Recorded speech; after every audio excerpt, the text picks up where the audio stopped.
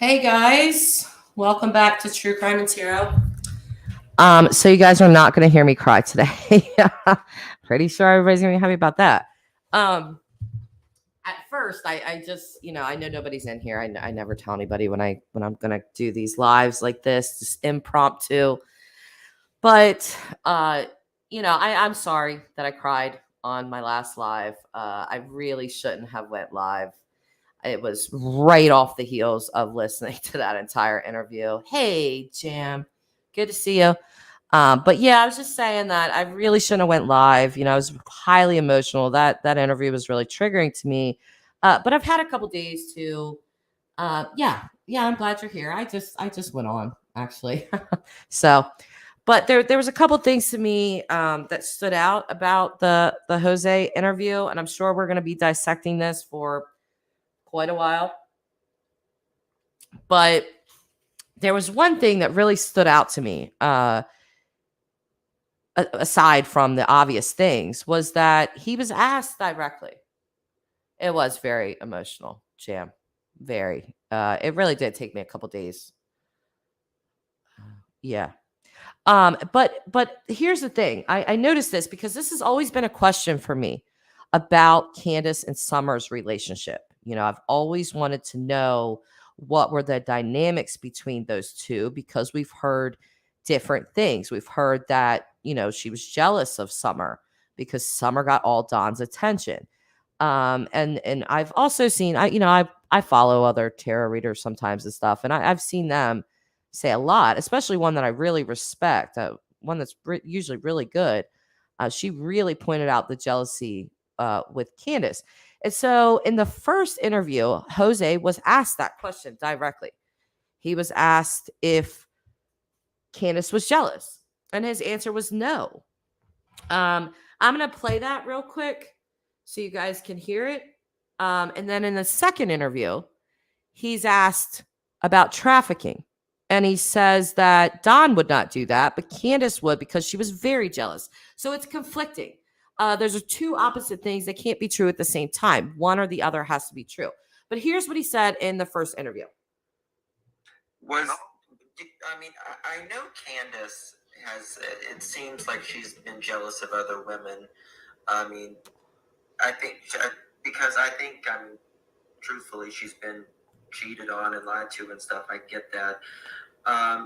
Do you think it's possible that Candace could have been jealous of Summer? I don't think so, but thinking of the things that's going on right now, I wouldn't put it past it now. So he says, no, I don't think so. But seeing the things that I'm seeing now, I wouldn't put it past her.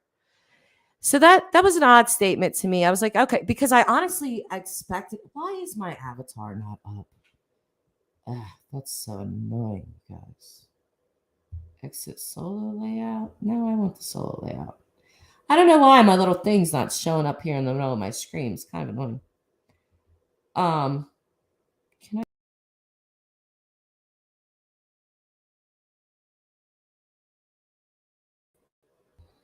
I? Okay.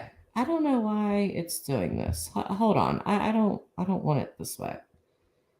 I need a different. I don't want my camera on. Why? Okay, I'm sorry, you guys. I'm really sorry. No green screen. Nope. I don't know why my name is up there like that. That's bothering me. Anyway, I really don't know why that's up there like that. That's kind of annoying. But the second interview, it was different. It was a completely different thing. You just heard him say that no, she didn't believe that, he was guilty. Or I'm sorry, what the hell am I talking about?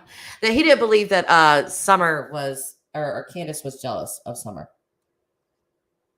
But then on the second interview, I was watching it live, and I caught that where he said, hold on.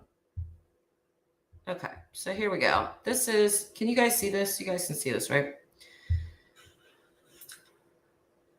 So here we go. Second interview, next day. Get that webcams. I don't know if this question was asked yesterday. My brain doesn't work very well.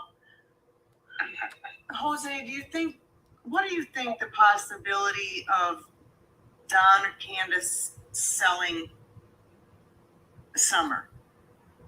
Ooh. That's actually a very good question. In my heart, I don't think Don would, but I think Candace would have. I really do. Now, after seeing her actions and the way she is right now, I believe she would have. Yeah, she was very jealous of Summer. Because Summer did. She was very jealous of Summer. Again, that's just completely conflicting. Hey, Ray, that doesn't make sense. It just doesn't. Like you know what it's one or the other. And I almost feel like, because I think Jay for all, Justice for All said that, he had Jose watch some videos. I really think Jose's being a little polluted by YouTube. I mean, we all know that we've been following this case for 9 months. There is no possible way that a person that's brand new to YouTube and has not seen anything could possibly catch up on this case in one night. There's just no way. I mean, it would take you weeks.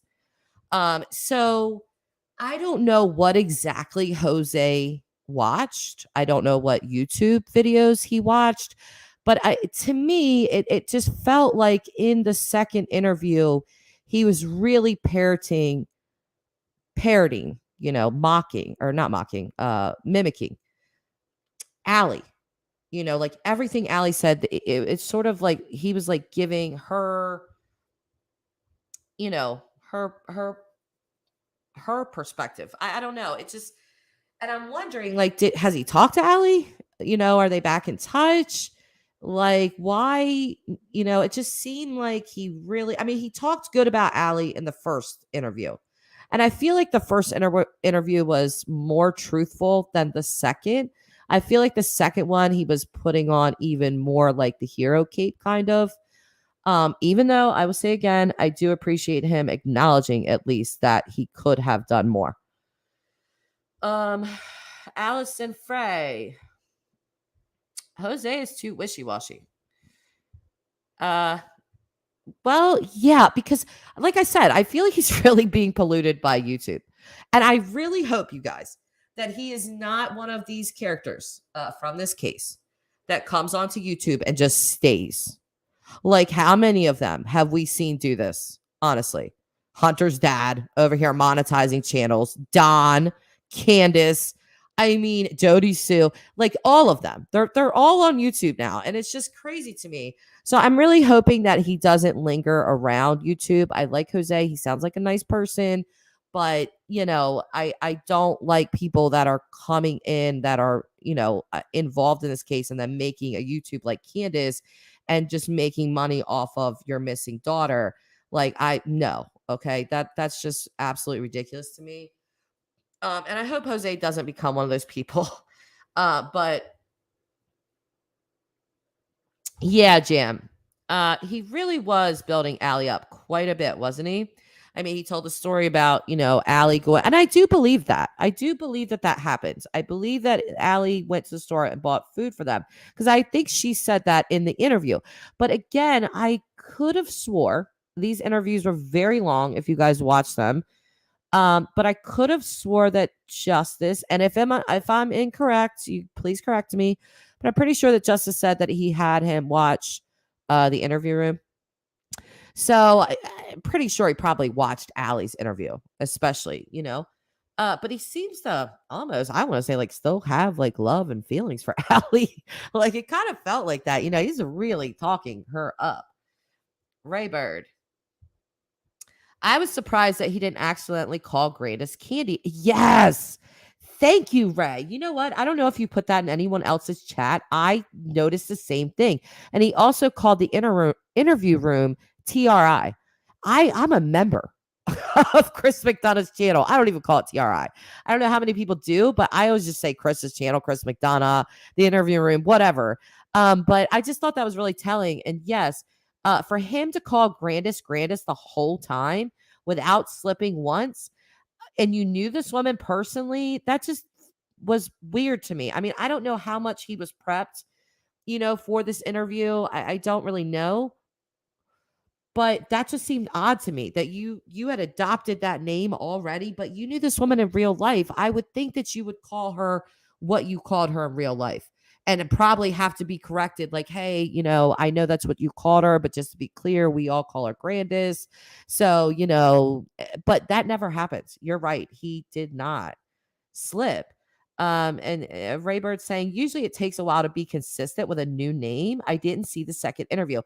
Yes, I'm gonna leave your comment up for a while because Jam, there's no honest folks in the situation.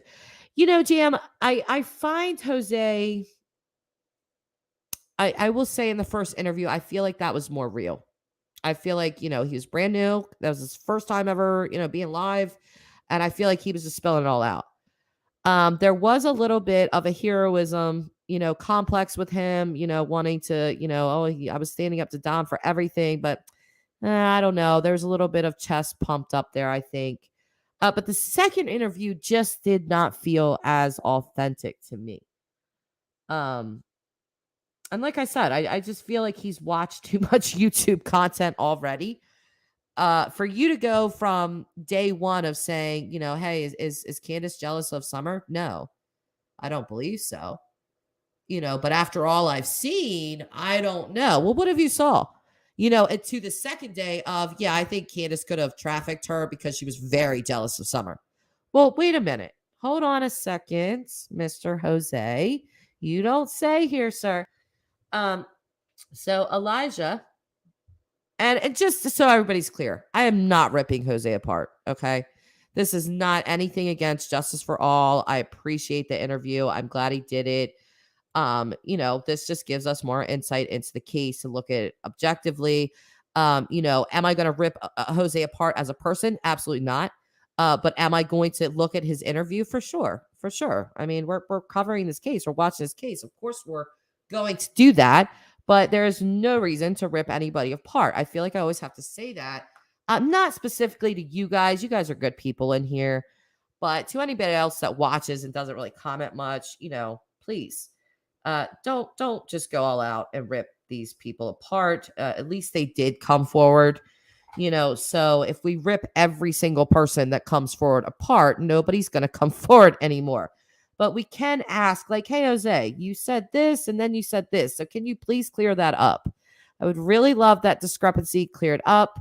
You said two completely opposite things, and I would like to know which is true. Jam. I think he was exposed to YouTube, and yeah, I do too. And it just screwed it up. Now he just needs to step back. Yes, step back and step away. I agree. That's what I'm saying. I hope he does not stay on YouTube, start getting into theories and different things. It's not a good look. His credibility is going to be really shot if he does that. And I did hear, and I'm not sure, but I did hear that Justice is going to be doing more with him. I hope that he just doesn't do too much. Some things are overkill, and you don't need that. Jam, I think most of what Jose said was true. Yeah, I believe a lot of what he said was true, honestly, especially about Don. I really do think that he felt very strongly about Don, and I think that is who Don is. I mean, I've gotten that in my own readings. We've seen that. Like I said that before. I mean, I've always thought that Don was very abusive. He just sort of confirmed that to me. Elijah says, talking to Raybird, I started watching his second interview and thought it was just a replay. It started out that way, Elijah. But then he came on live. So really, what Justice was doing was going over the first interview, and in the middle of that, Jose came back on live, so it actually turned into like a second live interview. Raybird, even with saying short forms like essay, yes, Ray, I'm loving your language analysis right now. Justice commended Jose on being a fast learner. I see a lot of people that are YouTube regulars still forget to use the short forms. The short forms. Yes, true. Even as a creator myself, it took me a while. You know, I was like, okay, I can't say this. I have to say SA, or I can't say that. I have to say it this way. I'm a fast learner, but that's lightning speed learning there. Okay. Blue and gold. I was amazed that it was actually the Jose. Same blue and gold. God, girl. I was like, there is no way they actually found this man. I'll piggyback off Doug.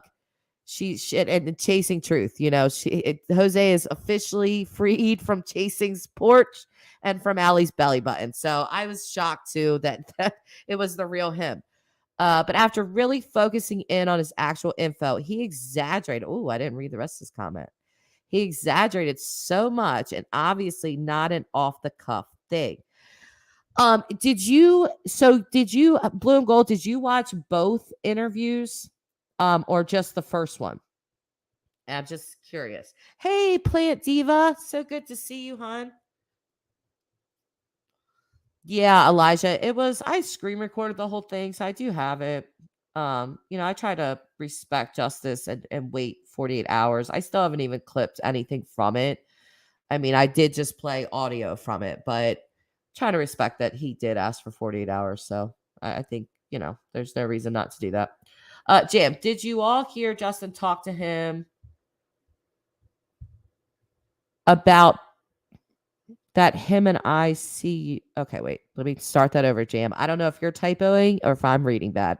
Did you all hear Justin talk to him about that him and I see you told him the nicknames and the shortenings of things? Yeah, I did. But I kind of really want to go with Raybird on that. That's really fast learning. It really is. I mean, even YouTube creators slip up sometimes or almost slip up sometimes. And we're like programmed to say things a certain way. So that's like, just to learn that overnight, that's really good, And I did have those feelings like, has he watched stuff on YouTube before? I mean, I don't know. I really don't know. Blue and gold. Okay, you haven't gotten through the second one yet? Yeah, you want to do that. Blue and gold. Don't let him stay after a guy moves in while he's away. Don the monster. I'm confused. It was more about not so much that they got into that fight. And he left or whatever. He did say that he was not kicked out. That's per Jose. So whichever one you want to believe, quite frankly, Don's a Scorpio. Okay. Obviously, I'm into tarot and astrology. And I'm going to tell you right now, when that Scorpio stinger comes out, you better move out of the way. So, like, when he was saying things like Don told me, these are his kids. I'm going to tell you guys right now, I talk about my best friend on the show all the time. She's a Scorpio. And hi, Erica. But yeah, that is absolutely something. Like, my best friend is not abusive to her children. But she will not let, like when she's displaying them, these are her kids. That's very much her feeling as well. Elijah, yep, Scorpio here. Yeah, so I could see him doing that. And also, Scorpios, no offense, Elijah, do not take this personally. But if you're a Scorpio and you're in a relationship and you love someone, listen, the loyalty is real with a Scorpio. Okay. They are loyal to a fault. Even when it's like not in their best interest to be loyal, they still are like that. So the story about Don like driving 100 miles an hour back there, I could see a Scorpio doing that for sure. Like, oh no, you are not going to be moving up in my house and doing all of this. I am coming back to my house. You're getting the hell out of my house. But Jose did tell a very different story. Elijah, would you, as a Scorpio, would you agree with that? Yes. That's a Scorpio for you, just in general, is that, my house, my kids, my wife, another man moving in, you're out of your mind. Not every sign is going to do that, but a Scorpio, oh yes, they would definitely go for that. And they would do it just like that, driving 100 miles an hour, so I don't know.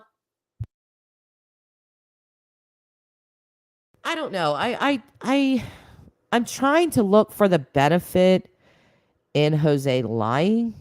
I don't know that there is one for him. So I'm not sure. Plant Diva. I believed it was him. I believed a lot of what he said, but I just think he made himself sound too correct. Yeah, almost like a hero. That's what playing. I agree with that.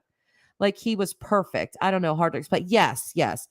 I do think Jose, to me, he sounds like an emotionally intelligent person. Um, I do believe he was, going through mental illness and stuff, mental breakdown, like he said. I think he even described it as a psychotic break. Um, but living in that environment, going through a psychotic break, having a divorce, going through a divorce, we know that he was drinking with them and stuff like that. So, but he didn't, none of that was really touched on. Like, how much did you actually party with them? Was it every day? Was it a lot? You know? Jam. I don't believe the 100-mile-an-hour drive. I just don't believe it. I don't think Donald was mad at all at first. I think there's so much more to this shit. Like I said, I did say that for a reason, that if they love you, they are going to go all out, a Scorpio. But I don't think Don loves Candace at all. I don't. And you know what? It's funny because I did my Don and Candace energy read, and I hadn't watched Chris's Chris McDonough. I hadn't watched his interview. It was something about Don. And so I didn't realize that the show was going to be about Mary and Jeannie. And it did come out the day after my energy read, but my energy read showed me that Don was not thinking about Summer or Candace or Grandis or none of that. Like his focus at that day when I did that energy read was on Mary and Jeannie in that case. I said that in that video. Hi Kay. Good to see you. Finally caught my live. Hi. Blue and Gold. I don't support Don at all. But seriously, folks, I would have kicked his arse. Yeah. Hey, Grandma Brooke. Good to see you, love. Yeah, honestly, I mean, that's a tough pill to swallow, but are we clear about exactly why Don went back to Utah to begin with? Because Jose was talking about like boxes being there, like Candace was like packing up to move. Like it seems like they got into a really big fight, that she didn't want to move to Utah. Don did. Don takes Josie. Don's gone for, we've heard different times, but 9 months, 6 months, however long. So I don't know. I don't, these people, they piss me off. Like, just tell the darn truth for once, please. One of you. No, I don't think there's, you know what? And in my energy reads with him, God, I'm telling you guys, he shows up cold-hearted, boy. Cold-hearted man. But just from what we've seen on a live stream, like exit out the tarot cards if you don't believe in that. If you're a true crime person, that's fine. Just looking at what we've seen on live streams. I mean, look at the way he talked to Candace. He talked to her like trash. Like I said, he talked to her like one of the dogs, calling her F and B, calling her this, calling her that, saying things to her. Wouldn't remember that night that he wouldn't go and he was on a live with someone and she was in the background like asking him to go start a fire because she was cold, and he was like basically like brushing her off like no, and and that was the same live stream that he hit her in. No, you're not awfully late, Grandma Brooke. Just 20 minutes in or so. We're just chatting here. There was a discrepancy with Jose that bothered me about whether or not Candace is jealous of Summer, because he said two completely different things. The first interview, he says no, that Candace wasn't. The second interview, he says that Candace was very jealous of Summer and could possibly have sold her. So I found that very conflicting. Okay, both C and D are both selfish. Not surprised. His focus is on his potential case with the sisters. Yeah, that's really what I saw. I mean, it was weird to me because I was like, wait a minute, this is not Summer or Candace's energy. This is his stepsisters. Like, that's where his focus is. And I think his focus is there, after I thought about it, like, why would his focus be there so much? Well, it's because they actually have evidence. He admitted this. After watching Chris's stream with Mary, I didn't know that Mary was setting him up and, getting him to talk on phone calls, controlled calls, as Chris called them. But I thought they were very interesting because, he is a celebrity in his own world. Do you mean Jose, Elijah? Or Don? Because, who knows? Jam.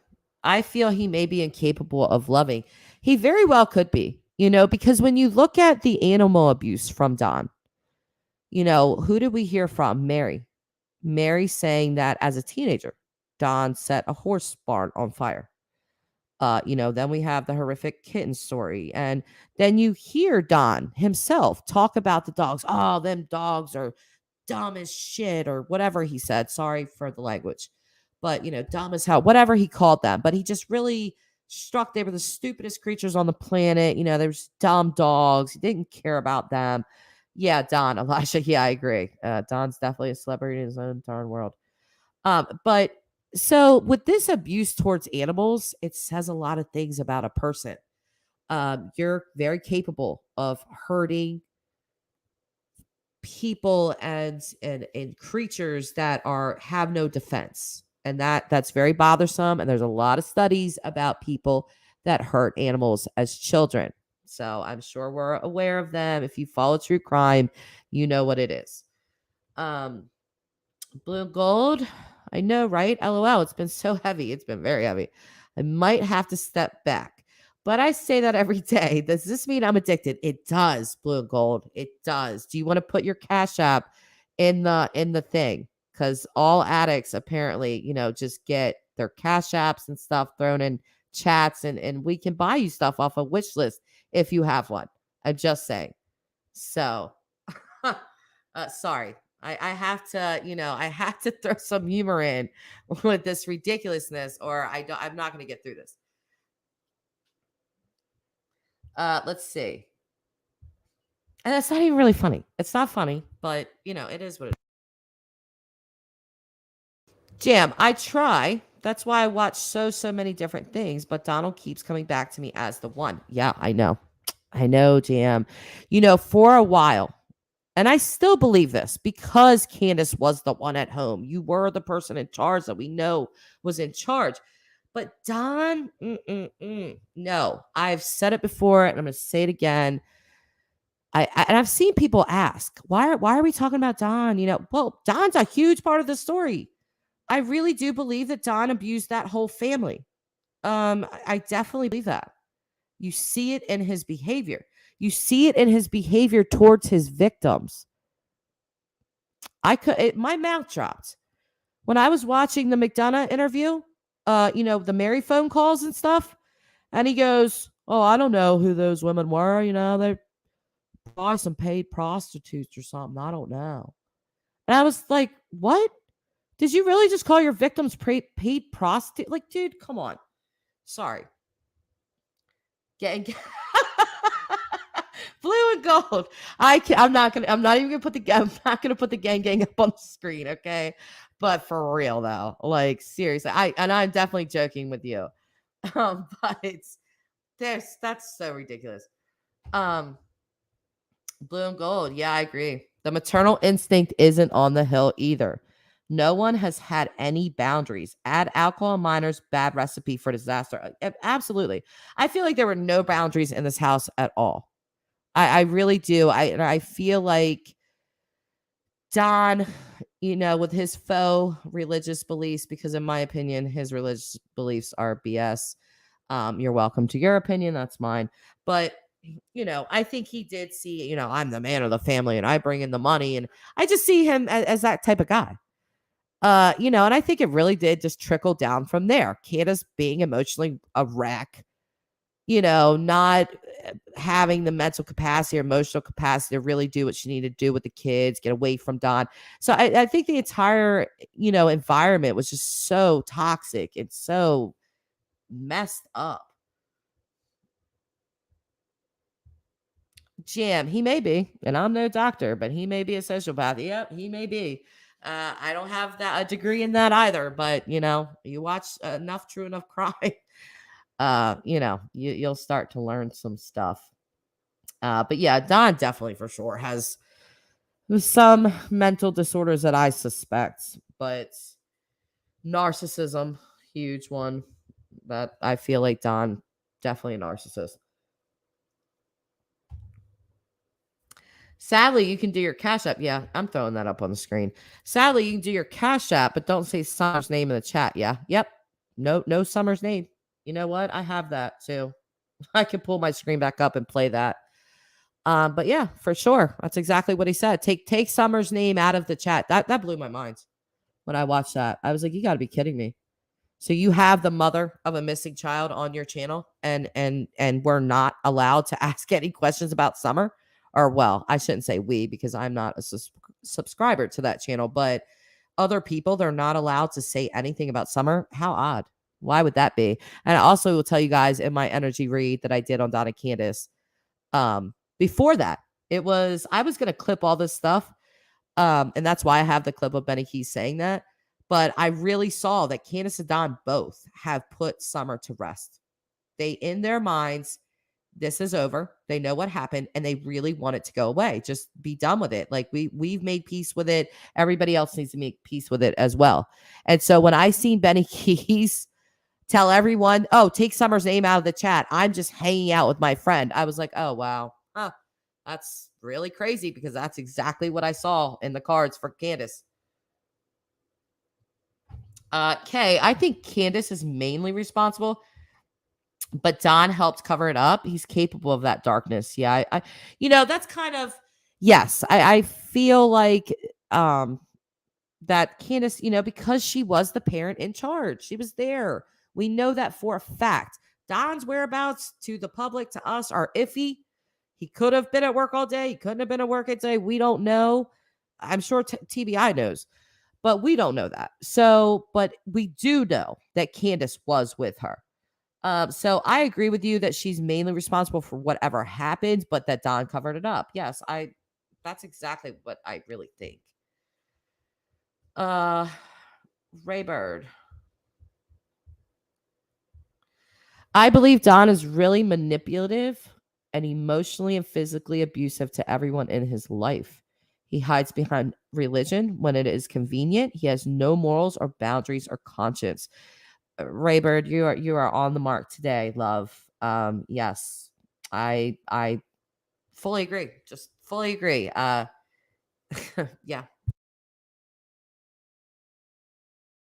I think his manipulations are really good. Really good. Because I've even listened to Don sometimes, been like, oh, he talks so laxed. But then you'll listen to a live stream and he's F you and da-da and all this screaming, this monster coming out. And you're like, holy cow. Hearing him talk to lots of creators that way was just shocking to me. Like, holy cow. So, this goes into the public, private, and secret lives, because if Don is willing to show this face in public on YouTube, imagine what the private life that not everyone got to see was like. And I really do feel like Jose gave a perspective on that. And I feel like it's everything that we thought it was, but 10 times worse, 50 times worse.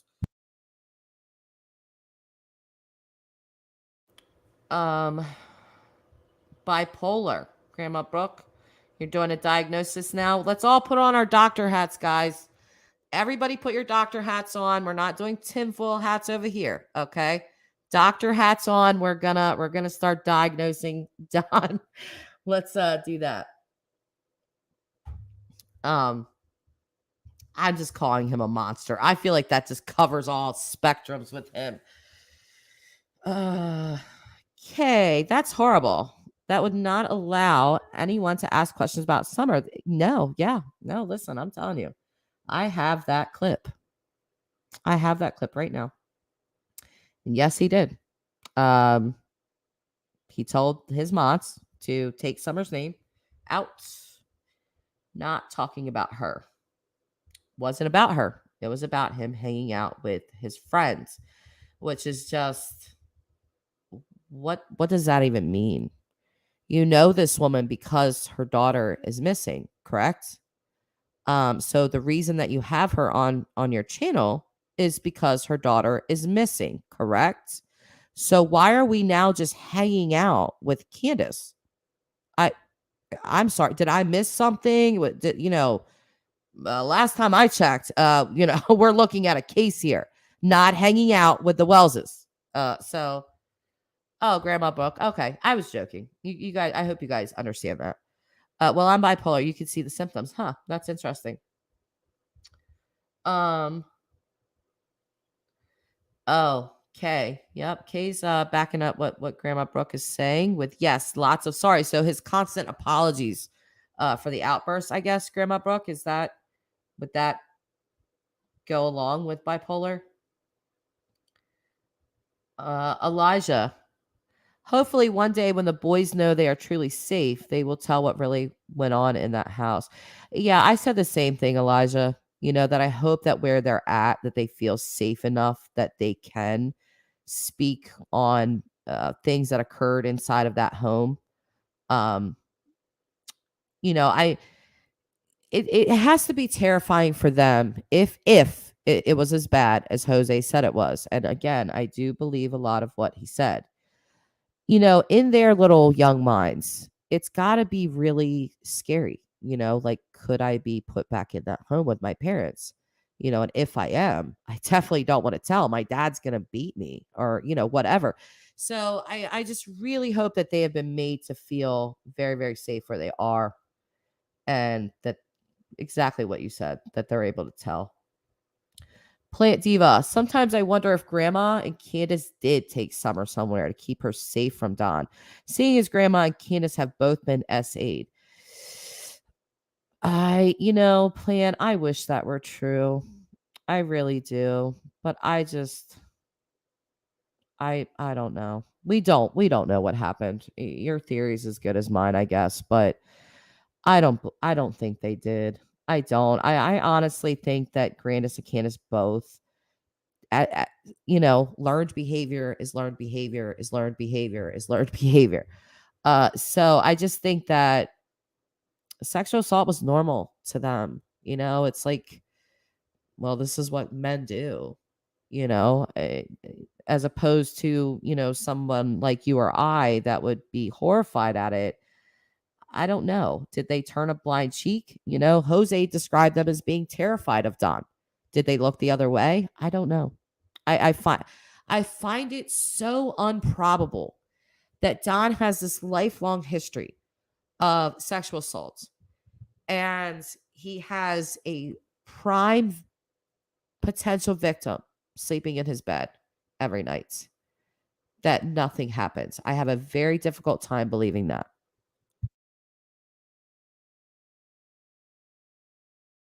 What do you disagree with, Grandma Brooke? Do you mean what Plant said, that you don't think? I don't know. I'll let you answer. Lee, hi Lee. Those poor kids and all they witnessed and endured. I know. That's why I was so emotional. The last live stream I did, it broke me.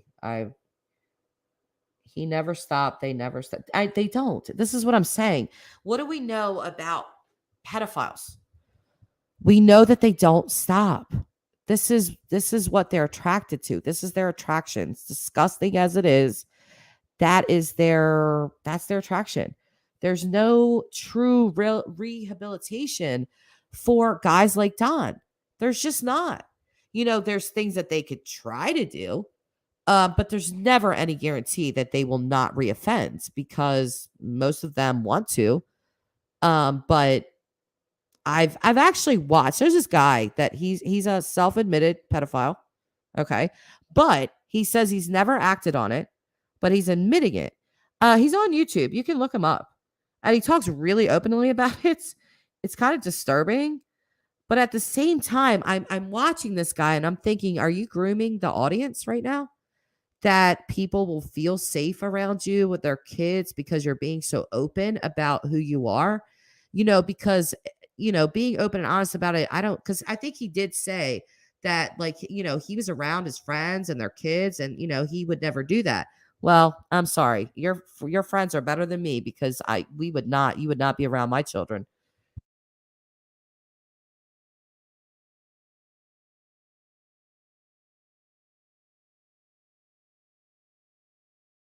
Grandma Brooks, there I go again.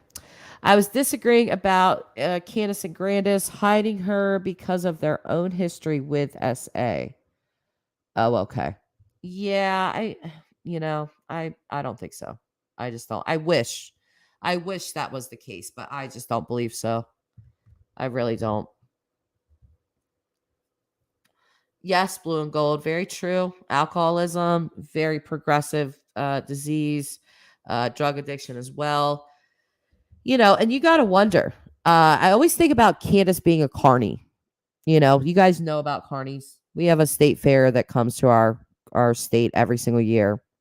And every year, since I was a teenager, I've watched people leave with the fair. And they're always the people that, really come from, I guess you could say, the wrong side of the tracks, that didn't have a lot of potential. They didn't go to college and things like that. And, a lot of them had a lot of really bad childhoods. And so you see them leave with the fair. This happens at my state. See them leave with the fair to set off, just to travel and try to start over a new life. But really behind the scenes with carnies is there's so much drug addiction and alcoholism in that world that, I always think about that with Candace. I'm sure that she was introduced to that very heavily in that scene. So.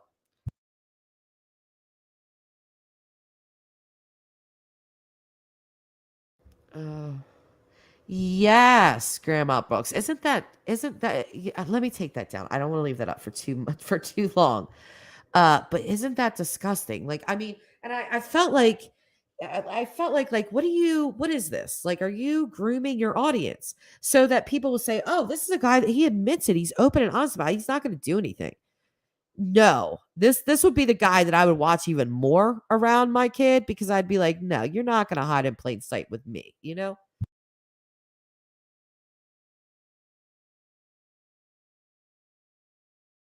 Carnies they're a different breed, Grandma. And can't you see Candace is fitting right in with that? Holy Christ.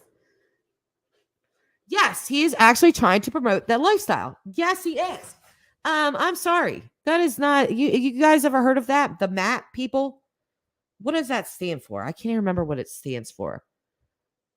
I don't know, but it's MAP. I remember that about these people. But it's like pedophiles trying to like normalize themselves. Like, excuse me. You will always be on the fringes of society. Okay. And that's the second that we allow things like that. Absolutely not. Let me tell you guys something. I used to be like, I'm in a lot of different groups on Facebook because I'm just a person that likes to see everything all around. I do. I like to see all the sides, all the things. So I was in this really, it was actually a skeptics group, but they were super, super far to the left, like their politics, politically wise. Really, really super left. And somebody had posted a story about this guy. This happened in Arizona. He married his mother. Okay. And my first reaction was, that's disgusting. Ew, what the hell? So, but these other people, they were like, well, they're both adults and they're both consenting. So, I don't think that's for us to get involved in. Excuse me. I actually got kicked out of the group for that because I had a lot of things to say about it. And yeah, they banned me from that group. So it was really crazy to hear that. And people were really defending it. I just couldn't believe it. Like, so yeah, they kicked me out. I got booted. I don't care. I will take that L. You can gladly kick me out of that. Oh yeah, no, that is true. Absolutely true. Yeah, they were okay with it, and their reasoning, even though this was actually a science skeptics group, which is crazy, but even though I was pointing out, you guys, it's never good, to have those sorts of relations with family, because if you ever have a child, the child could come out deformed and all those sorts of things. You just can't do that. And they didn't care. They said it was all about consent, and they were two consenting adults. And yeah, I got the boot. I got the boot, Grandma Brooke, but who cares? Who the heck wants to be in a group like that anyway? We've gotten so far off topic. Yes, he married his mother. Oh my gosh, you know what? You guys could look that story up. I think the Daily Mail even ran a thing on that. But yes, it'll show pictures of them and everything. If they're from Arizona, I cannot remember their names, but you really just type in like man marries mother Daily Mail in Arizona. And it should pop up. Yeah, it's a really crazy story. There's a lot of monsters in this world, you guys. There's so many. I mean, this is why I think, like, between me and my significant other, I was grateful for that boot, okay? But between me and him, I'm always the one that's like hyper overly like protective of everything. Our house, our kids, that's me. I'm the one that's like that. He's more laxed. Like, he'll tell me, like, calm down. Why are you getting I'm like, listen, you don't understand. Anything could happen. Anything. You have no idea there's monsters in this world, Tyler. Like, I'll tell him this stuff and I'll tell him stories. Do you know how long it took Adam Walsh to be stolen? Like, so I've kind of probably traumatized my family with some true crime stories, but I just always want them to be on their toes, Oh, Lisa Jones. Thank you for awesome thoughts on this case. You are very valued here. Thank you. I appreciate that. Appreciate that very much. And speaking of that, you guys, do you guys know about the Summer Wells law? Anyone? Anyone signed that? Anyone looked at that? If you have not, I couldn't find the link on Doug's channel for some reason. I don't know why I couldn't find it. I'm sure he has it somewhere and I just overlooked it. But please, even if you don't like Doug or whatever, it's not about that. This is about Summer's law, and it's serious. They're trying to get this sponsored and passed, and it's to hold CPS accountable for these children. And I feel like that's super important, you guys. I mean, how many times are we going to talk about, oh, my camera's on. That's why. Duh. I didn't realize that. Oh, there I am. Hi, self. That's so funny. Anyway, I didn't realize that this whole entire time. My camera's just like blocked though, I guess. I don't know why it wasn't coming through. But anyway, yeah, please go over to Doug's channel at No Thanks Investigates and check that out. Read about it first, obviously, but if you guys want to sign that, it is. I feel like that's super important. CPS is broken. I have seen way too many cases. You guys remember the Susan Powell and Josh Powell case? Anyone with the children? What happened with that? We see kids. I see this all the time. Kids that should not have really been removed from the house. They're removed. And then kids that should have been removed, like the Wells boys. That's a question I have for CPS personally. It took Summer going missing, you guys being called how many times? We don't know how many times, but how many times was CPS called on the Wells family? I would love to know that. And it still took you guys how long after Summer went missing for you guys to take those boys out of that house? What was it, like a month or something, you guys? Why in the world did you leave them there after that? Why? I mean, this is what I'm talking about. And this is why I think it's really important for you guys to check that out. It doesn't cost you anything. It's free. It's a petition. They have some people, looking at it to possibly sponsor it. Yes, Lisa. Gosh, man, I wish I would have got that link. I said something on Doug's channel. Here is, let me see something. Hold on. Hang on a sec, guys. Let me see if I can find Doug. I'll play it for you guys. Where's he at? Hang on a sec. Bear with me. Where maybe he's got the link. If he has the link, that would be great now, because I really didn't see it on that video. I don't know if he just maybe forgot to put it on. I'm not really sure. Let me see if it's in the. My kids, my life, news. Let me see if it's in the description here. Sorry everyone. Appreciate you guys being a little patient with me. Not sure what's going on here. Let me get back. Okay. Hang on. I'm going to share my screen with you guys. And then I'm going to show you. It's on Doug's page. So you guys can see the channel and see what the petition looks like. So let me share my screen with you guys again. Entire screen. Yes. And we'll go here.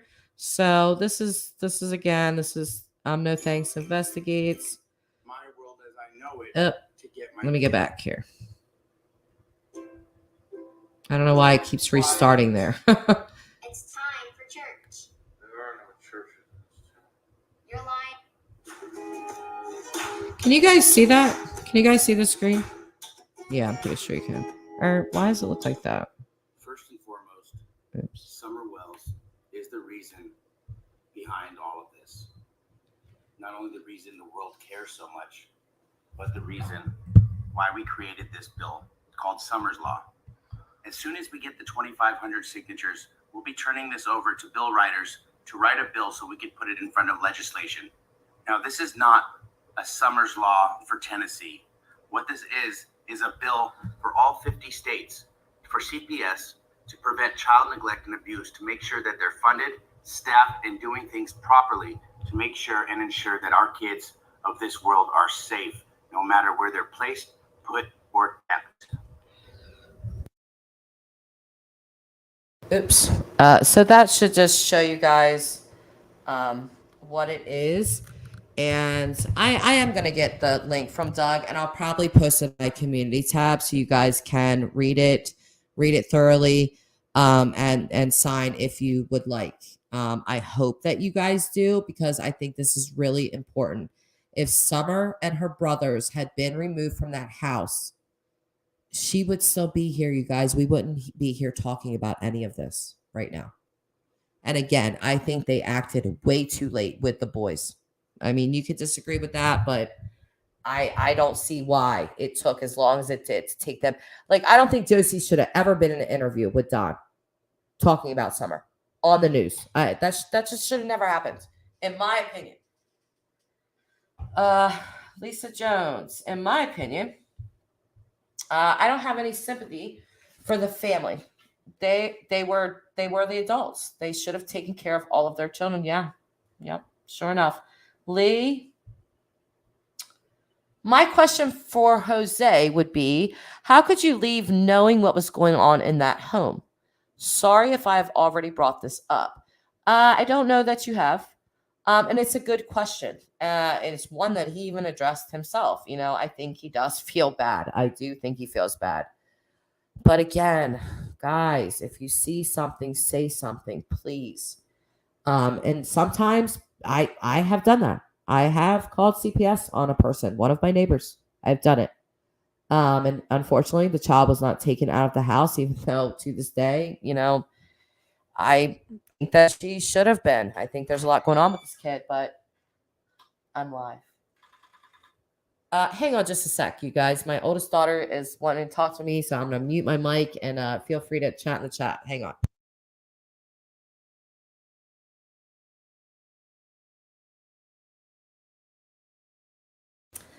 Okay, so I'm back.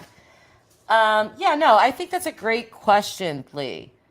I don't know. I mean, he did talk about his own mental state that probably could have played a part into this. I I think it did play a large part, actually. So, Jim, I agree 100%. Those boys should not have been there. And that little boy should have never been at that interview. He really shouldn't have. I don't know why CPS did not act sooner. Excuse me. These people are legitimate drug addicts. Their daughter's missing. And you don't take their boys out of the home. Why? Why? Please answer the question. I would love to know that. Hi, Harsh. Good to see you. My friends, what's the eyes? Are you just lurking? You want to say hi?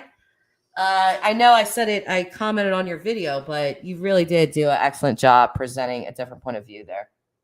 And I have to give props to you because I didn't keep it together emotionally, but you certainly did. And you certainly did from the gate say, I don't know about this. So I'll hand that to you.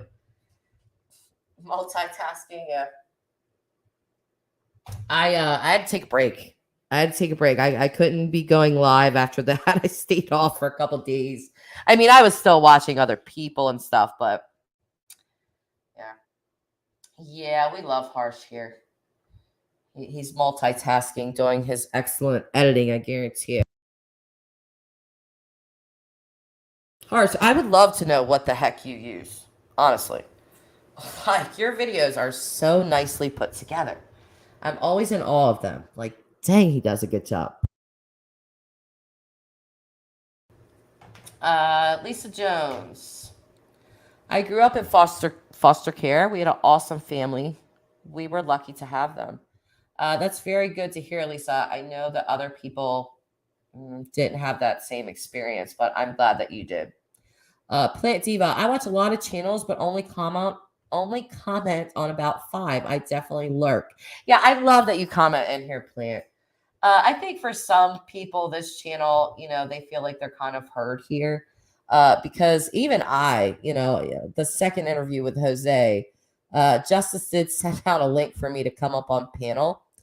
But the chat was moving so fast that I couldn't find the link. And I said that, but I don't think he saw it. So kind of glad I didn't go up on panel, only because I would have had that question for Jose. Can you please clarify why you said the first interview that Candace was not jealous of Summer, and then 24 hours later in a second interview, live interview, you're saying that Candace was so jealous that she could have sold her? It cannot be two things at once. It's one or the other. Which one is it? So, Grandma Brooke, also been in foster care and returned to my own home after a year and a half or 2 years. I wish I hadn't left foster care. Wow, Grandma Brooke. You know what? You would have a lot of insight into these boys, I feel like.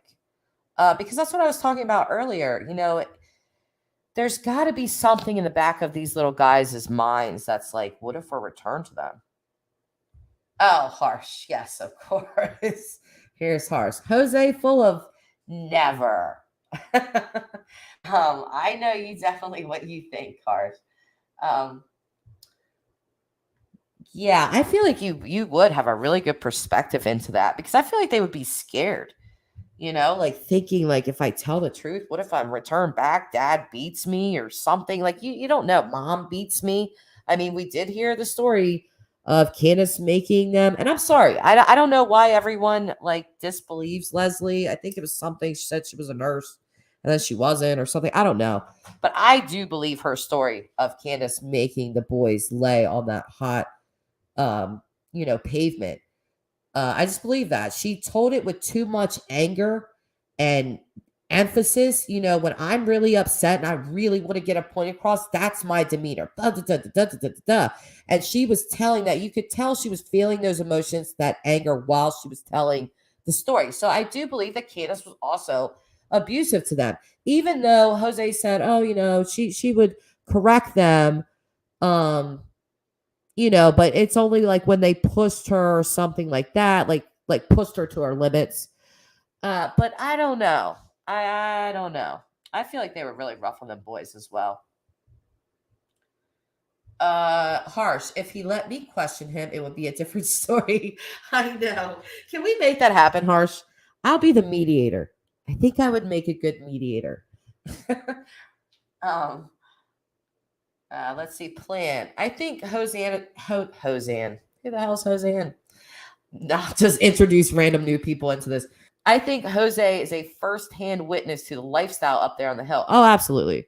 I do. I think many creators, most of us, do believe a lot of what he said. Everything that he said, not necessarily. There are people, and Harsh is definitely one of them that has questions. Chasing Truth also has questions, and there's nothing wrong with that. Dissecting these videos, we've been dissecting the McDonough interviews for months. Breaking them down, and then we've been doing that, and that's what we should be doing. I didn't see. Did I miss a comment from Jan? Lee is saying, Jam, thank you for caring for kids in need. I'll echo that. What, Grandma? Why? Josie was caught drinking and Don punched him in the face? I did not hear that. See, I cannot stand crimes against kids, you guys. They're defenseless. My mama bear instinct goes straight through the roof, and I want to, choke, slap Don around. Really? That's, you guys all saw Josie's demeanor during that interview with Don.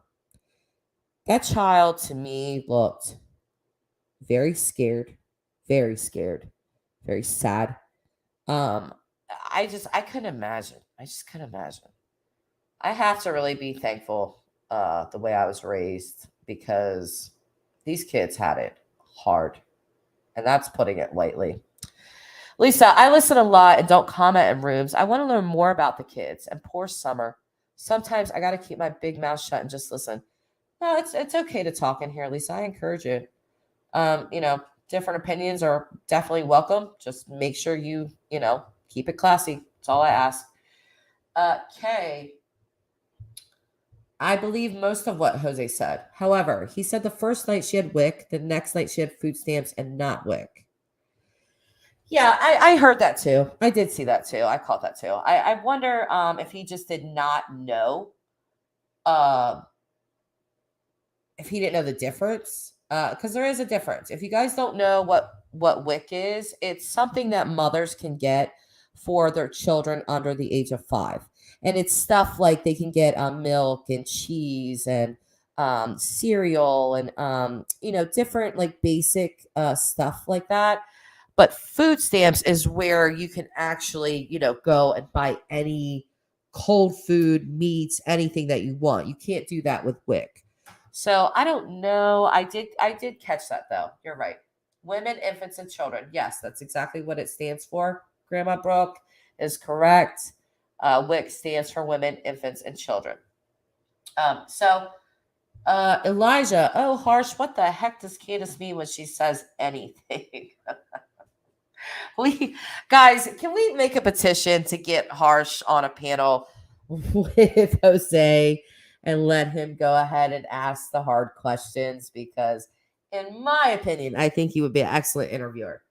I don't think he would be rude, but I do think he would be direct and straightforward and ask some questions that maybe other people wouldn't or would be afraid to.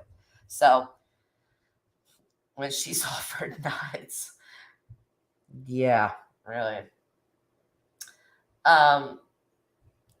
Yeah, Candace, oh, man, both of these people, just train wrecks. I understand that people still subscribe to the abductor theory. I understand that, you guys. But holy Christ. I mean, even if that was true, even if she really was abducted, does that mean that Candace is not guilty of neglect? In my opinion, she is. She's 5. You were not watching her. What were you doing? Where were you? Well, how does your child just doesn't? And listen, I'll say this for the 1,000th time. I have been to Ben Hill Road, seeing that terrain. You guys, there's just, in my opinion, there's just no way. I fully understand why Chris McDonough takes that off the table. I did as well. I looked at that mountain of that they live on practically. I know it's called a hill. It looked like a darn mountain to me. But I looked at it and was like, there is no darn way that anyone walked up this thing, stole this child, got all the way back down to, there's just no way. It doesn't make any kind of sense. You have 2 grown adults in the house. You have 3 boys in the house, and nobody saw this happening. Come on. I mean, we got to be honest with here. Like, oh, see you, Harsh. Raybird. These poor kids were surrounded by evil. They didn't have a place or person to just make them feel safe and secure. I feel like these kids could absolutely have PTSD. Oh, for sure. From life at Ben Hill. Hell. Yes. Yep. I have PTSD. And I can tell you right now, I would not ever wish it on anyone. It's a nightmare to live with. I've been in therapy for 13 years learning how to train my brain away from PTSD. I'll never be rid of it. And it is what it is. But it's taken a lot of work. It's a lot of work. Your mind is always in a fight or flight state. And when you get triggered, and I can tell you guys, you really heard a very big trigger on my last live. Well, that state that I was in was not good. I really shouldn't have gone live. I really should have decompressed from that whole situation and then came on with a clearer head. But when you get triggered with PTSD, holy cow, it's not good. It's just not good.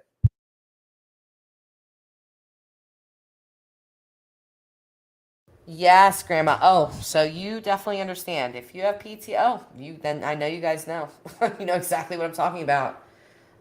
This is where my anxiety comes from. This is why I really had to make a decision. I hated the idea of being on medication for the rest of my life. But without it, I shut down. I will shut straight down. And it's just not good. It's not good for me. It's not good for my family. So, I had to make some decisions. Like, it's medication and it's a lot of therapy. And see, people always think that therapy is like this magic cure-all. No, it's not. It's not at all. What therapy is, they give you the tools. They give them to you. They put them in your hands. It's up to you to use them. And that's very hard when you're fighting mental illness. But if you really want it, and you really, really want it, and believe me, I really wanted it, you will work for it. And I always called it training my brain. That's always what I've called it. But yeah, it's been years of me doing that. So, speaking of PTSD, what do you all think about Jody Sue? If you're asking me personally, Kay, Jody Sue just does not hold a lot of credibility to me. I do not find her credible. I think she's hiding stuff. I think there's definitely things that she will not say. And I don't think it's because, it's going to disrupt the case. I think it's going to disrupt her. So I would love to know what she knows, but she's not, in my opinion, very forthcoming. There are people that like Jody Sue. I just I just did not find her credible. So that's what I think. Yeah, Grandma Brooks is really I see you, Grandma Brooks. I share your sentiment. Kay, can I ask you the same question back? What do you think of Jody Sue? Because let me tell you. Well, oh, that's okay. No, hey, listen. That's okay. If you like Jody Sue or you do find her credible, your opinion is welcome here. Do not feel like because I have a different opinion or Grandma Brooks or anyone else that you can't have yours. You absolutely can. I'm just saying that was my opinion of her. But because and I'll tell you why. Like with her, with Andy. That really stuck out to me. It really did. Like, why you call her or call him Voldemort and made this big deal of leaving him, and people helped you do this. But the second that uncut interview with Hunter was aired, oh, we see a very different Jodie Sue. Suddenly she's defending Voldemort, and there's no way, and blah, blah, blah, blah. Why would you care? If you have left an abusive man, as you said, he was trying to murder you and your children almost daily. Why would you care if Hunter said that? That was the question for me. Linda or Lisa Jones, not sure how she feels about Jodie Sue. Yep. I have not, Linda. I have not done any cards on Jose. I'm still processing Jose in a little bit of a way. I have to be honest with you.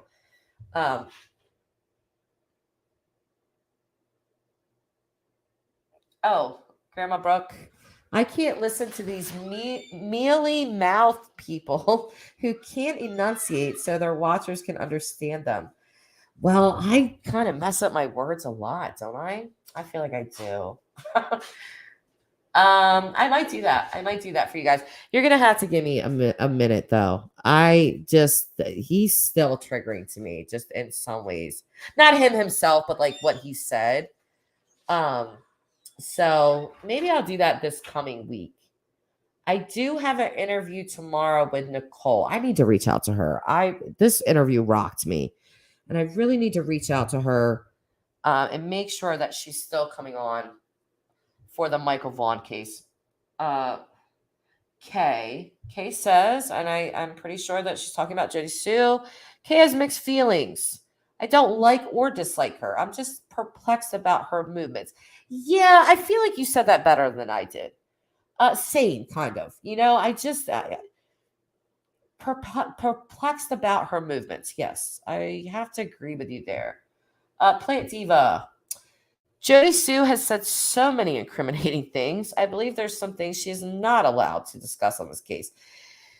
Yep, I've caught stuff from her.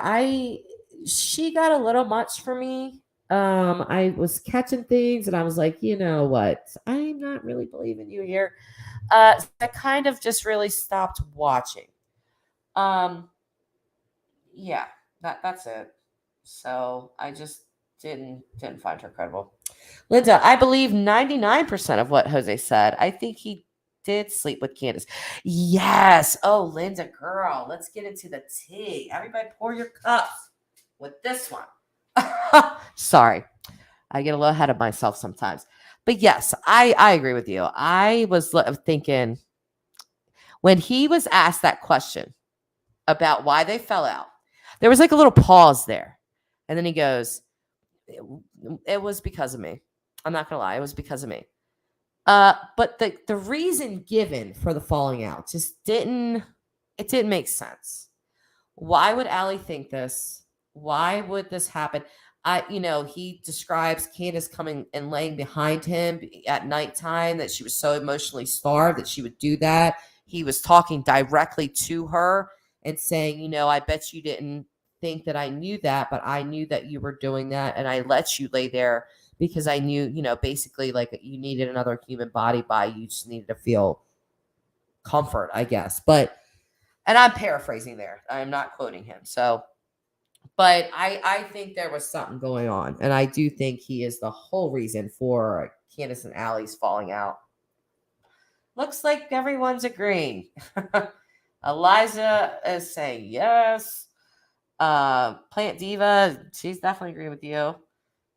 Was it BS? He's a man. Yeah. He does seem a little emotional, though, doesn't he? Does he seem a little emotional to you guys?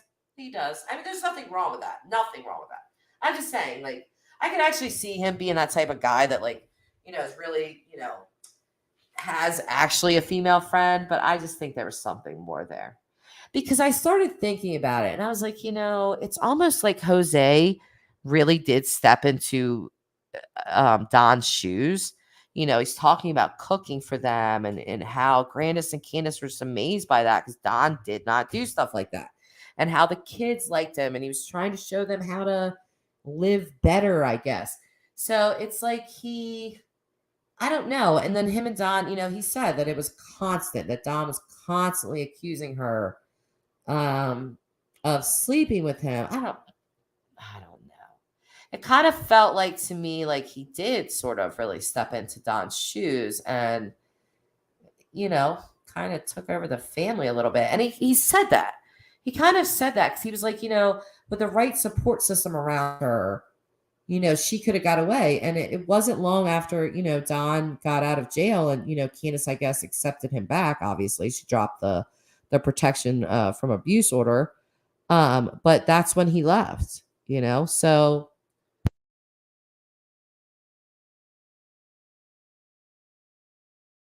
Lisa's agreeing with you, Linda. Yep.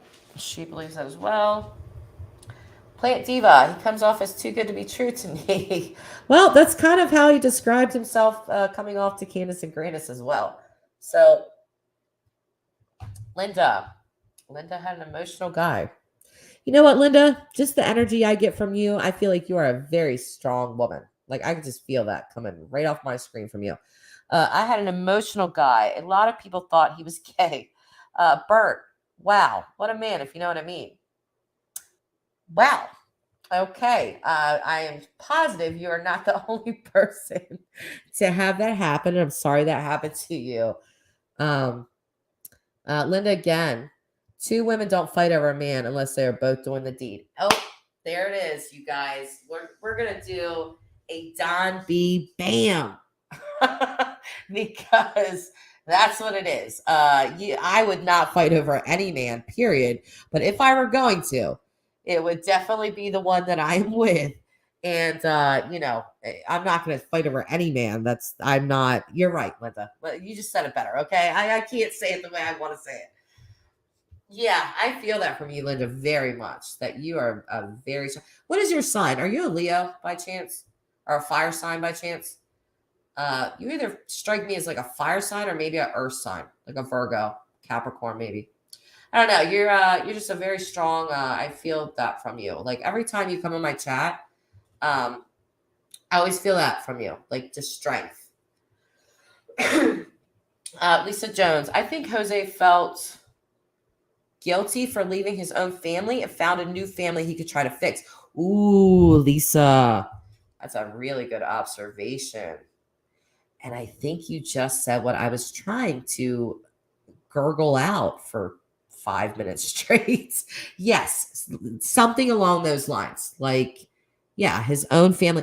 And, I don't want to harass Jose or anything like that. But I am just curious about why his marriage ended, because I feel like that will give us more insight into who Jose really is. You know what I mean? Not just his word. But I'm not telling anyone to go track down his ex-wife or his children or anything like that. But I would just be curious about that. Like, why did the marriage end? Was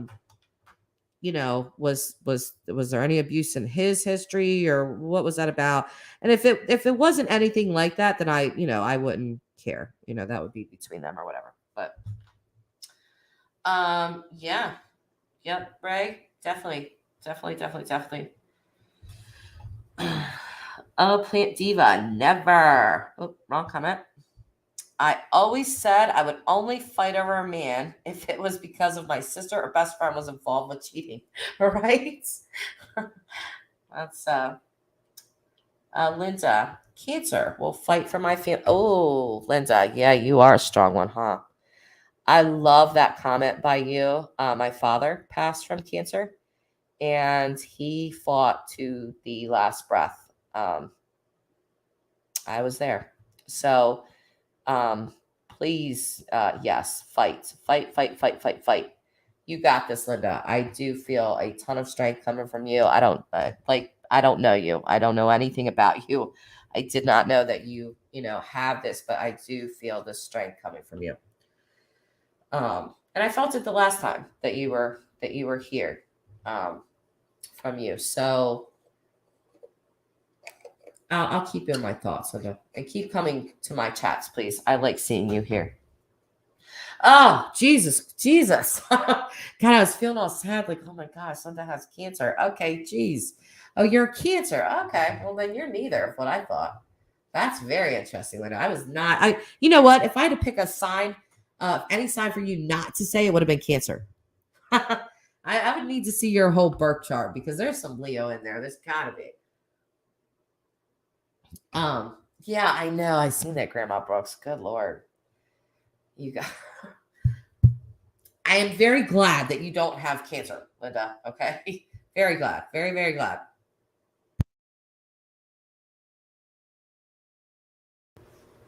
Oh, you're an Aquarius plant? Oh, you're my fellow air sign. Sagittarius in the house. Hey, girl. I love fire signs. Aquarius, you're an air sign like me. I'm a Gemini.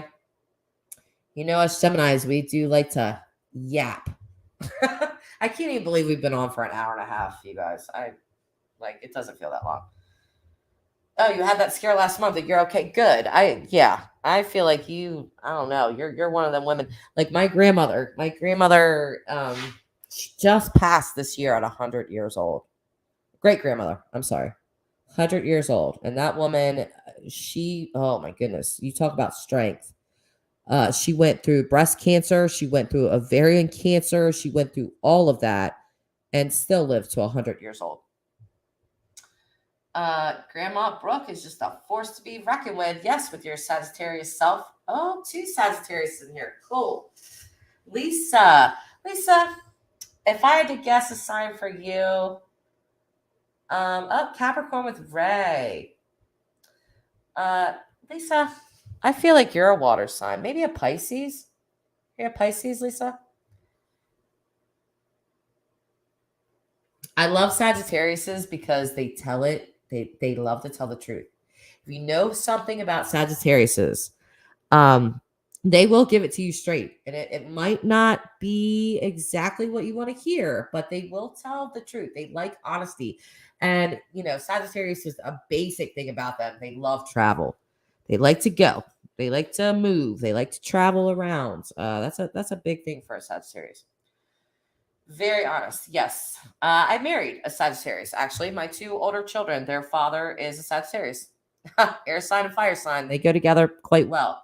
But yes, he was always like that. Always very honest. Even when I wasn't expecting something to come out of his mouth, it would, and I'd be like, holy crap. Yeah, so what is Lisa? Did we find out? Grandma Brooke is guessing you're Aries. Lisa, what are you? We're all waiting now. I'm guessing Pisces. Grandma Brooke is going the polar opposite with Aries. I'm 61. I don't think I have 40 more years left in me. Oh my God. Yeah, my grandmother, 100 years old. You might plant. You might. You never know. Patiently waiting on what sign Lisa is. I'm holding True Blue Leo. Whoop, whoop. Okay. Wow. I did, that's funny. You don't, that's interesting. But that's cool. That's cool. Some of my, like I've said before, a lot of my best friends have been Leos. Have been. I do want to say that. But life is good. God is great. 121. Jose keeps up with all of this that Allie and him, I think he meant to say, were these saints, kind of. Could it be to keep the attention to Candace and Don? Could H be going through what he is because of a guilty conscience? Great question. I've thought about the same, with Hunter, with them saying he wasn't doing well and all this stuff. Is it guilt? Is it guilt? And yeah, I agree with you about the Jose and Allie thing. They really, with him parroting her so much, it feels like they have the same exact story now. And I'm like, hold on a minute, you guys. What is going on here with that?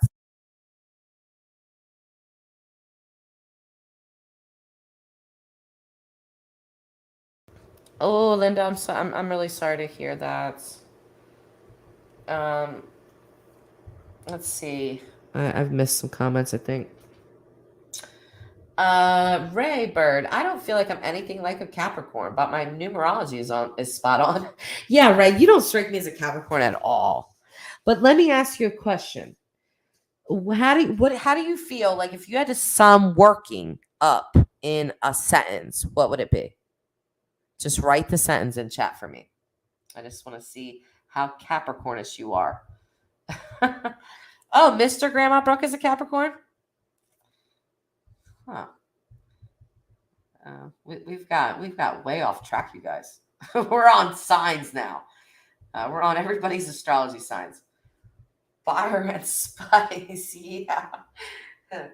Hey, is this who I think it is? Hi, you. Virgo in the house. So, oh, Libra. Listen, Tamara, I love Libras. I get along so well with them. Love them. We could just talk for hours. Me and a Libra, don't get us started talking. We will never shut up. Actually, my male best friend is a Libra. We'll just talk each other's heads off for hours. I mean, we'll debate everything from space to pop culture to the war. Just anything. We could talk about any subject. I want to see. Okay, Linda. Yeah. No, you didn't, Tamara. I mean, if you want to go back, at the beginning is where I'm really talking about the case and stuff. We kind of got a little sidetracked here, just talking to each other. Just chatting it up now, really. But everything about the interview with Jose was really in the beginning of this stream.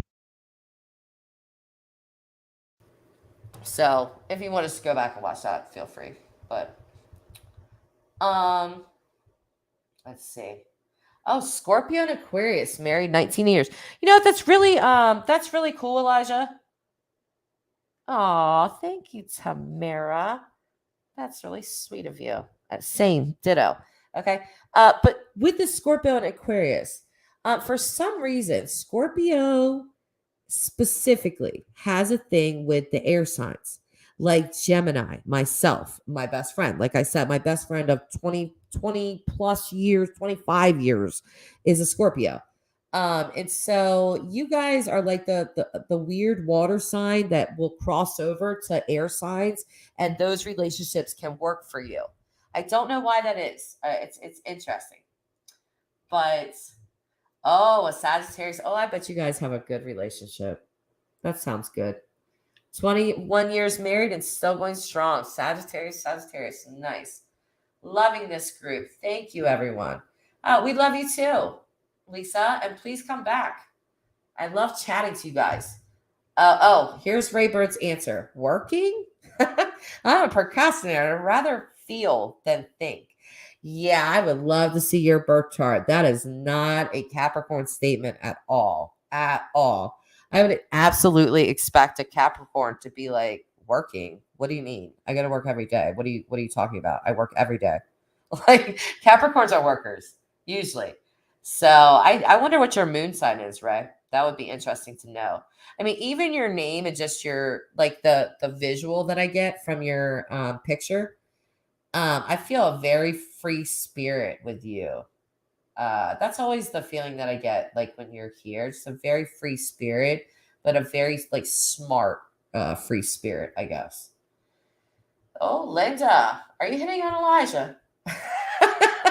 Linda thinks Scorpios are sexy. Woo woo. Plant diva. Oh, I'm married 40 years. You know what, Samara? That does not surprise me with a Libra. Yeah. What is your spouse's sign?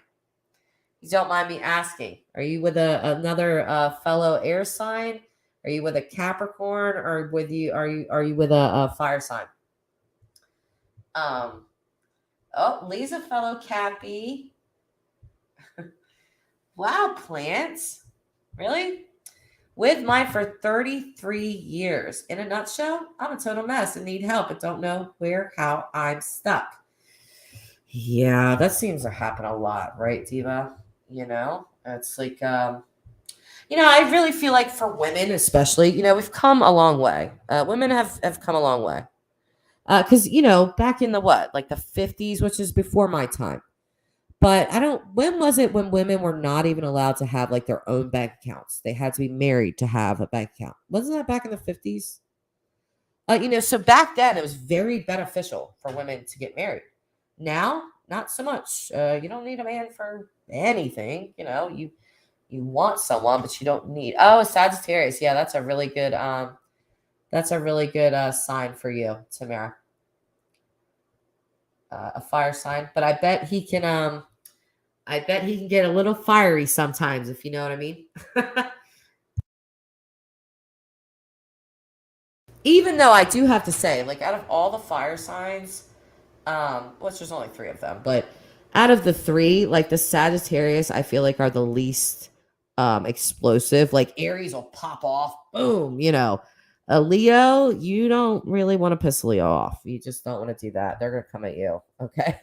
But a Sagittarius, I don't know. Sagittariuses to me are like they will tell you how it is, but they're less explosive in my opinion, from what I've experienced with Sagittariuses.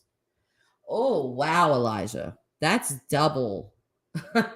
That is double the Mars. Okay, if you're a Scorpio with an Aries moon, how do you control your temper, sir?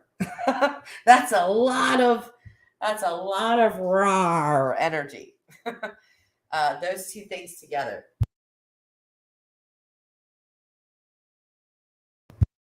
Oh, Jen, I have seen this combination quite often. Leos and Aries seem to be drawn to each other first, like a moth to a flame.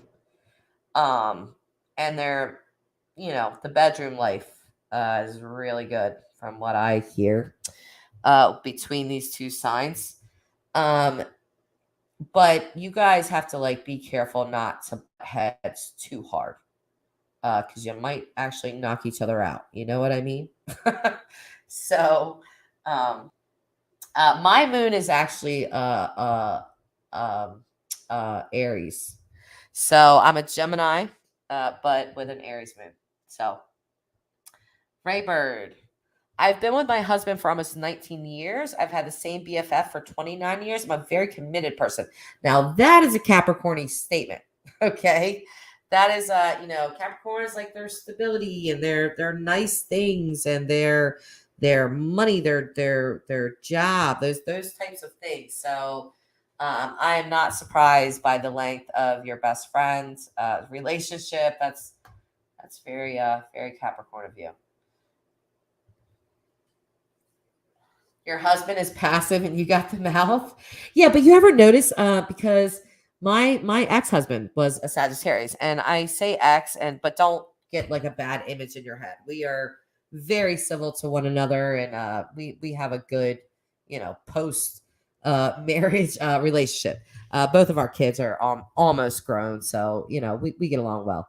But my ex was a Sagittarius, like I said, and he would he was always calm. He was always calm until like birthday parties or anything like that. And then, oh my God, you would see this anxiety, and then he would like kind of freak out sometimes. And I'd be like, Les, calm down. Like, or when I really pushed him, would he bite back at me, and I would see that fire sign come out. But he wasn't really a mouthy person either. Yeah, I have to say that I don't think that Sagittarius is like drama. They're not drama people. I don't think they mind knowing about it, I guess, but they don't like drama really. They don't like to be involved in any kind of drama, from what I've seen with Sagittarius. So, Tamara, no. No.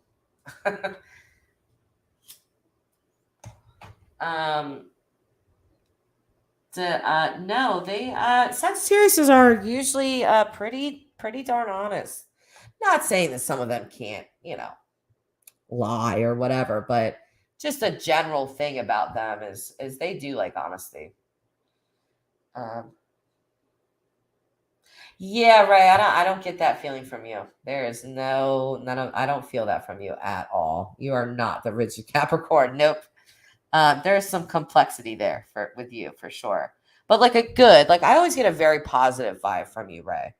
Like you just I don't know, you come across as like light and breezy to me, but your comments are always like really good. I enjoy like reading your comments.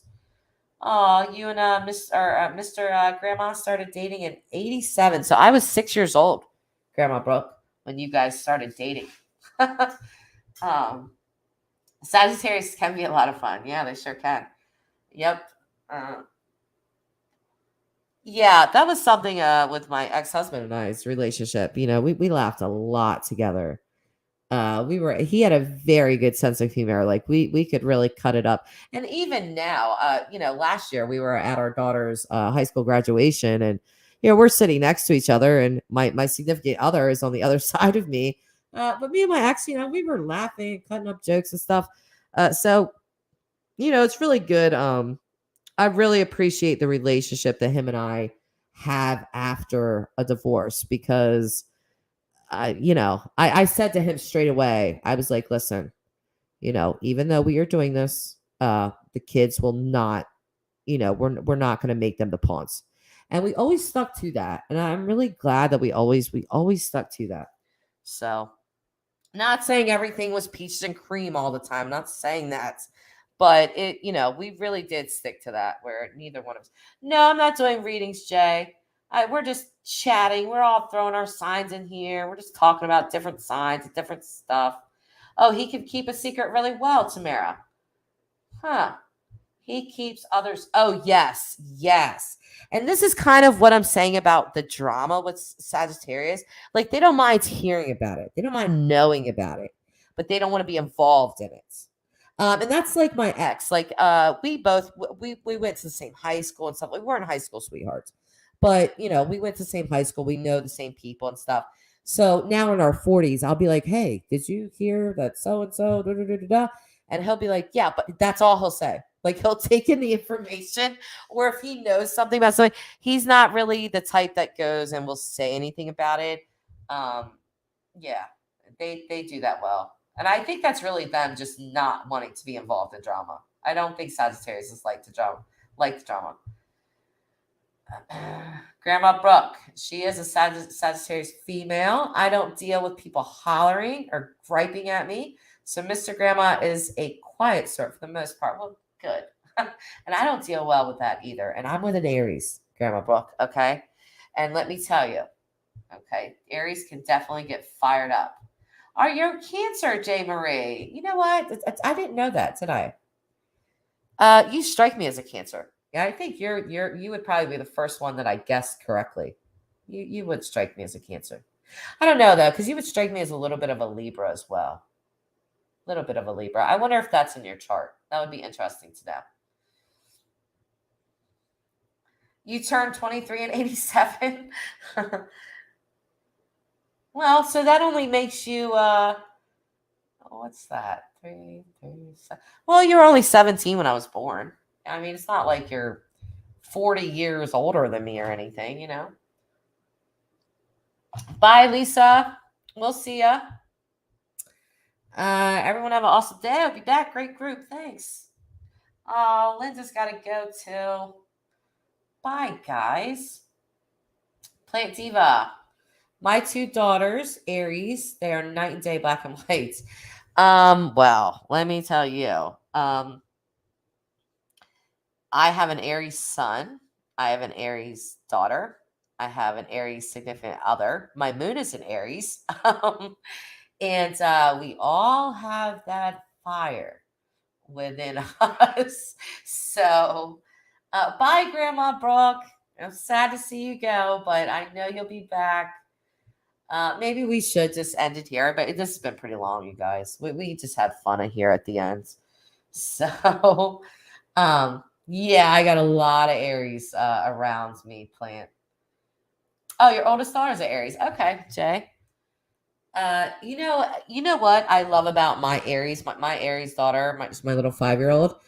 So yesterday, this is how independent Aries are. They love to be independent people. Okay. So I told her, like, I'm going to give you a bath. Well, she decided to go in and she gave herself a shower, right? So she comes back out to the garage. Her hair's all wet. I was like, what are you doing? She was like, "Oh, I got in the shower." What? You're 5. What are you talking about? But whenever I give her a bath, I've been giving her a bath for 5 almost. She'll be 6 in April, but I've been giving this kid a bath for 6 years, and I'm like, "What do you mean?" She's always fought with me. She's always like giving me a little bit of attitude, but she just wants to be independent. Aries kids are very independent. True. They like the independence, boy. And if you try to like step in the way of that, they will have an issue. You have to remember that about Aries. They do like to lead. But at the same time, she's like the sweetest person on the planet. Like if I'm ever sad, oh my God, Aubrey's the one.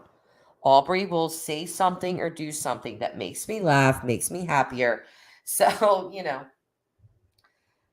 Lee Gordon, yay. We all needed this break from the heavy talk, so thanks everyone. We did, Lee. We did. I feel better. This has been a great chat. Oh, really?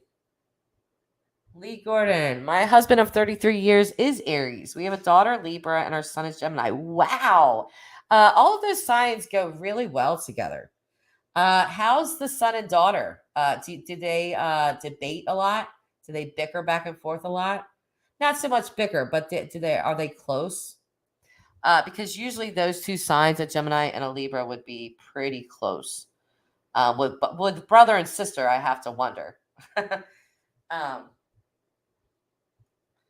Oh my God, I say that about my one daughter. She's the biggest heart. When you piss her off, she will rip your heart out. Yeah. My youngest son is a Libra.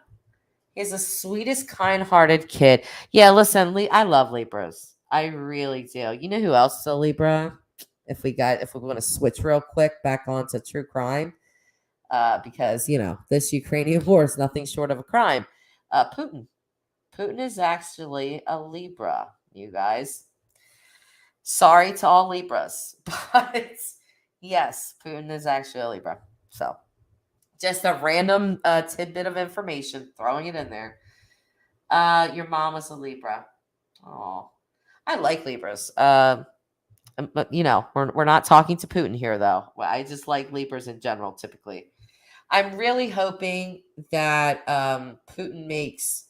Yeah, Putin is a Libra. Yep, he sure is. He'll be 70. He'll be 70 in October of this year. But okay, so Elijah's like, what? What are you talking about? Okay, so Raybird, my sister's also a Capricorn. Our B-days are 5 days apart, and she is the rigid Capricorn. My 2 daughters that are Capricorn, one is just like me. Oh, that's kind of sweet. And one is like my sister. Oh, I like that, kind of. Reminds me of that witchy movie. I can't remember what it's called. It's the 2 sisters. Do you guys ever remember that movie? Sandra Bullock and Nicole Kidman. They played like 2 witches. They grew up together and they were complete opposites, but they loved each other. Do you guys remember that movie? No, just me. Tamara, I am so glad you keep saying that. I love Libras. I do. I really do. Was it no, not the Craft, Plant Diva. What was it called? Sandra Bullock. Let me look it up real quick. It's older, but I remember watching it when I was a kid. And I liked it. And actually, I just watched it recently, I think it was back around Halloween. Sandra Bullock, which movie? That's what I'm gonna Google. I don't know what else to call it, but Practical Magic. That's what it was. Yes, Jen. Jen's in here with it. Yep, that's what it is. I always love that movie. Yep, Elijah, Practical Magic. Lee Gordon, not close. If you don't have to say, Lee, but are they teens or are they adults? I'm just curious about that as well to understand the dynamic. Because I would assume, and of course this is going to be every single one, but I would assume with a Gemini and a Libra, like siblings, that in their adulthood, well, actually, you know what? That's not true. My brother, what the heck am I thinking about? I'll share a little personal info with you guys real quick. My brother has been a long time addict, and so we don't have a relationship, unfortunately. But he is a Libra, and I am a Gemini. I rarely ever see my brother, but when I do, I'm always able to talk to him. But it's just really rare. He has addiction problems, and I've tried to help, and that just did not work. So sadly, I have to protect my children, my family, and that comes first. So, but yeah, Lee. So you just made me think of my own brother. But I can't really judge our relationship because addiction is involved with my brother's side. So I would know what a relationship between a Gemini and a Libra son and daughter would be like if my brother, didn't have addiction issues. So, yep, it was a great movie. I agree. Try to get out of that headspace for a minute. It always bothers me about my brother. Like when I think about it, I'm like, ugh. My kids were cheated out of an uncle. That's another thing about the Wells case. I'm going to go back onto this. I know we're like having fun and stuff, but covering these things, like and even watching, I'm sure for everyone, but it just doesn't go away for long. That's why I think, looking at the Wells kids and what addiction is doing to their entire family, to Don, to Candace, to the kids, to everyone, and it's seeped out onto YouTube and different social media platforms to where we all feel the pain now. I mean,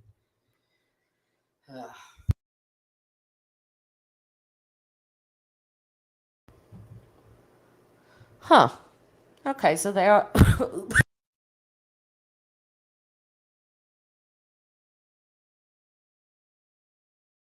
Sorry, I was coughing.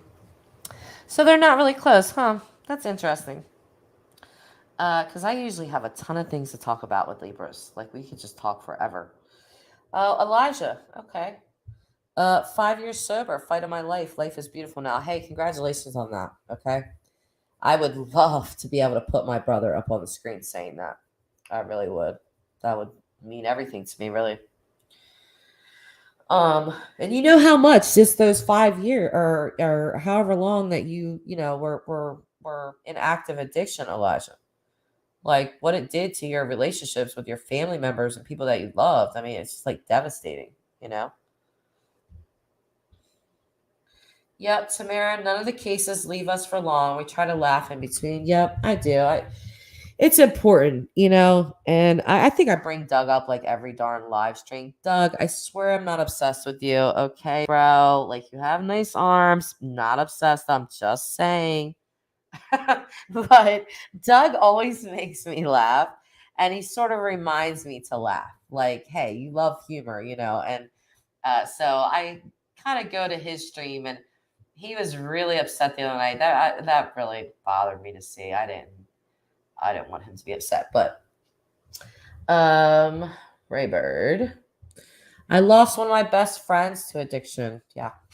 2 days after my 40th birthday, he OD'd and passed away. So I empathize with those with loved ones with addiction. Yeah, it's sad to me. I mean, my brother has been an addict for a long time now. So I've kind of gotten over the part of trying to help him because I've tried and it just does not work. So in a way, I've like mourned him already. I don't know if that makes sense to anyone, but he's still alive. And it's sad, like I have to put up this barrier between us that I never wanted there to begin with.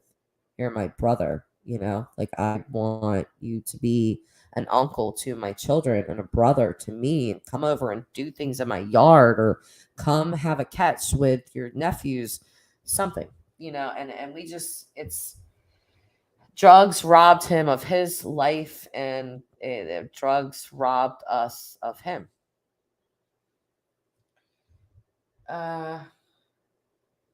Me too, Kay. Me too. Thank you for that. I had hope for a really long time. I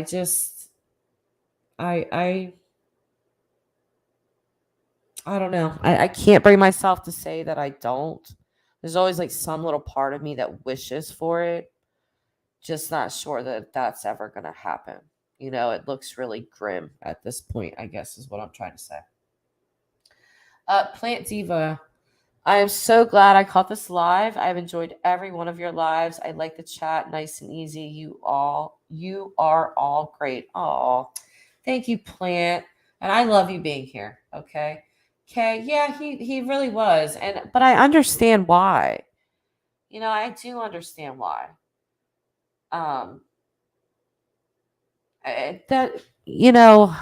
This is going to bring me to a subject that I really didn't want to touch on, but I'm going to touch on it. Hang on.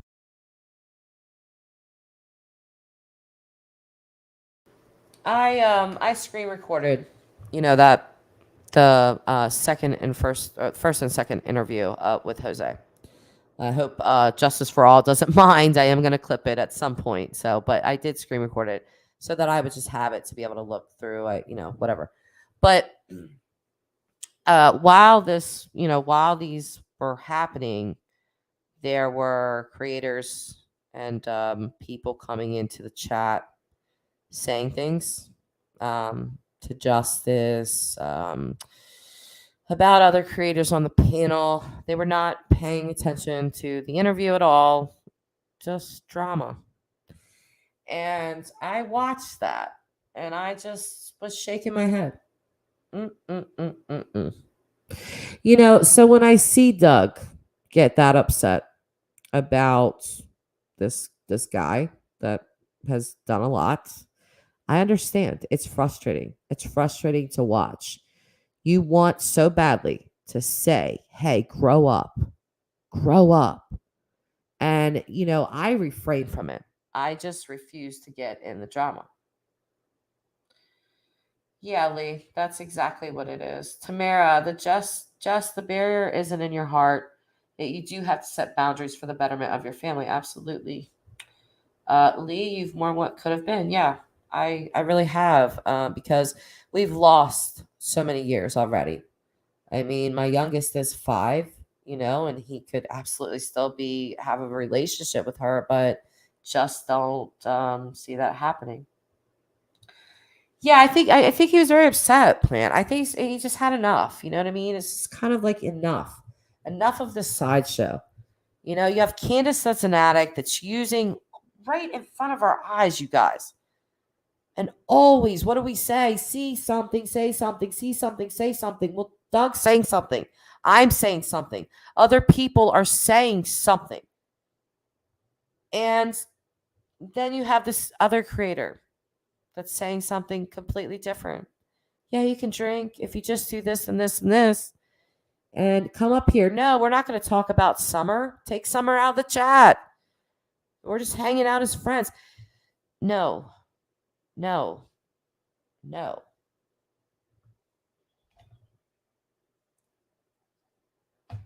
Barbara says, I love Doug, but he's feeding certain people's evilnesses.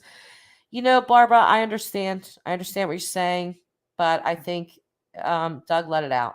I just think he had to let it out. And sometimes, even the funniest, actually, Doug being, the comedian that he is, comedians are some of the people that hold the most in, some of the most sadness, so I understand that he just needed to let it out, and he let it out, and that's okay. I'm not judging him for it. If Benny Keys wants to feed off of that, well, it just shows more of his character, doesn't it?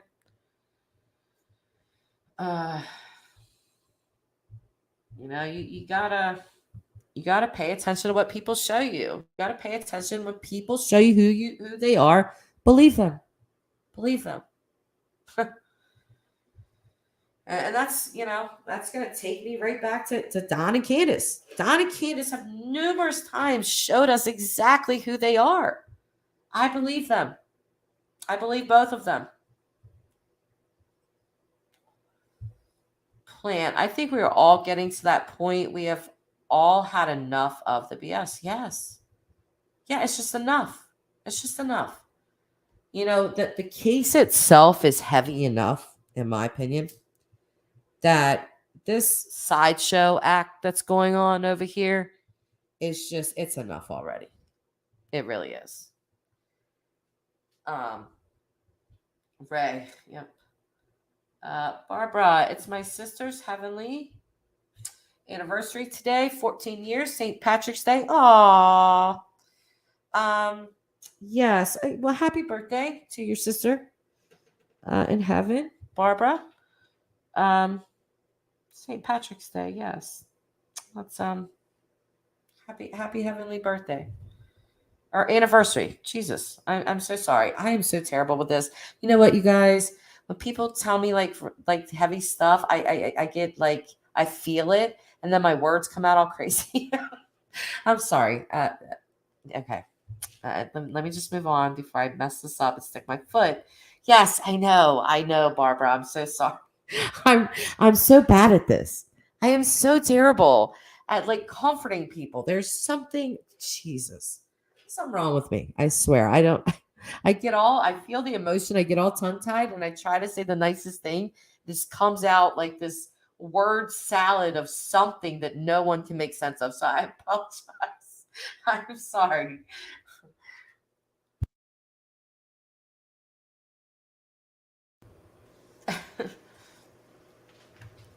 But okay. To not further embarrass myself, I'm going to go ahead and hop off. Plus, the kids will be out of school at 3:15. So that's 45 minutes for me to prepare because they come in starving every day. You know what? The school lunches. I don't know if you guys have grandchildren or children in school, but can we just talk about this as parents for a minute, please? Like, what are they feeding my kid? My kids come home every day like they haven't ate in an entire week. They come home like these hungry hippos, and they're like starving. Like, make me something now. I am starving. My son, my Scorpio son. Oh my God. Oh, if you guys didn't know, I have a Scorpio son, and let me tell you that little person, he's 10. He is the epitome of hangry. Okay, he's hangry in 10-year-old form. It's insane. He'll come in with the maddest face, like he's gonna blow the whole house up, and then he eats, and it's like this whole different person. Love you, Mom. Gonna go play my game now, and I'm just like, holy Christ, kid, you almost just slayed me with your look, and now you're fine. Food with the Scorpios. Okay, I don't know what it is with you guys. Yes, my kids always act like that. Like they are just freaking starved to death. Okay, Kay's a teacher. Awesome. I teach online now, but they are only serving wrap lunches. Really? I asked my kids. I actually asked them, like, what do you guys eat? They were like, I don't like the food. I don't think they're getting packaged. I don't know what state you're in, Kay.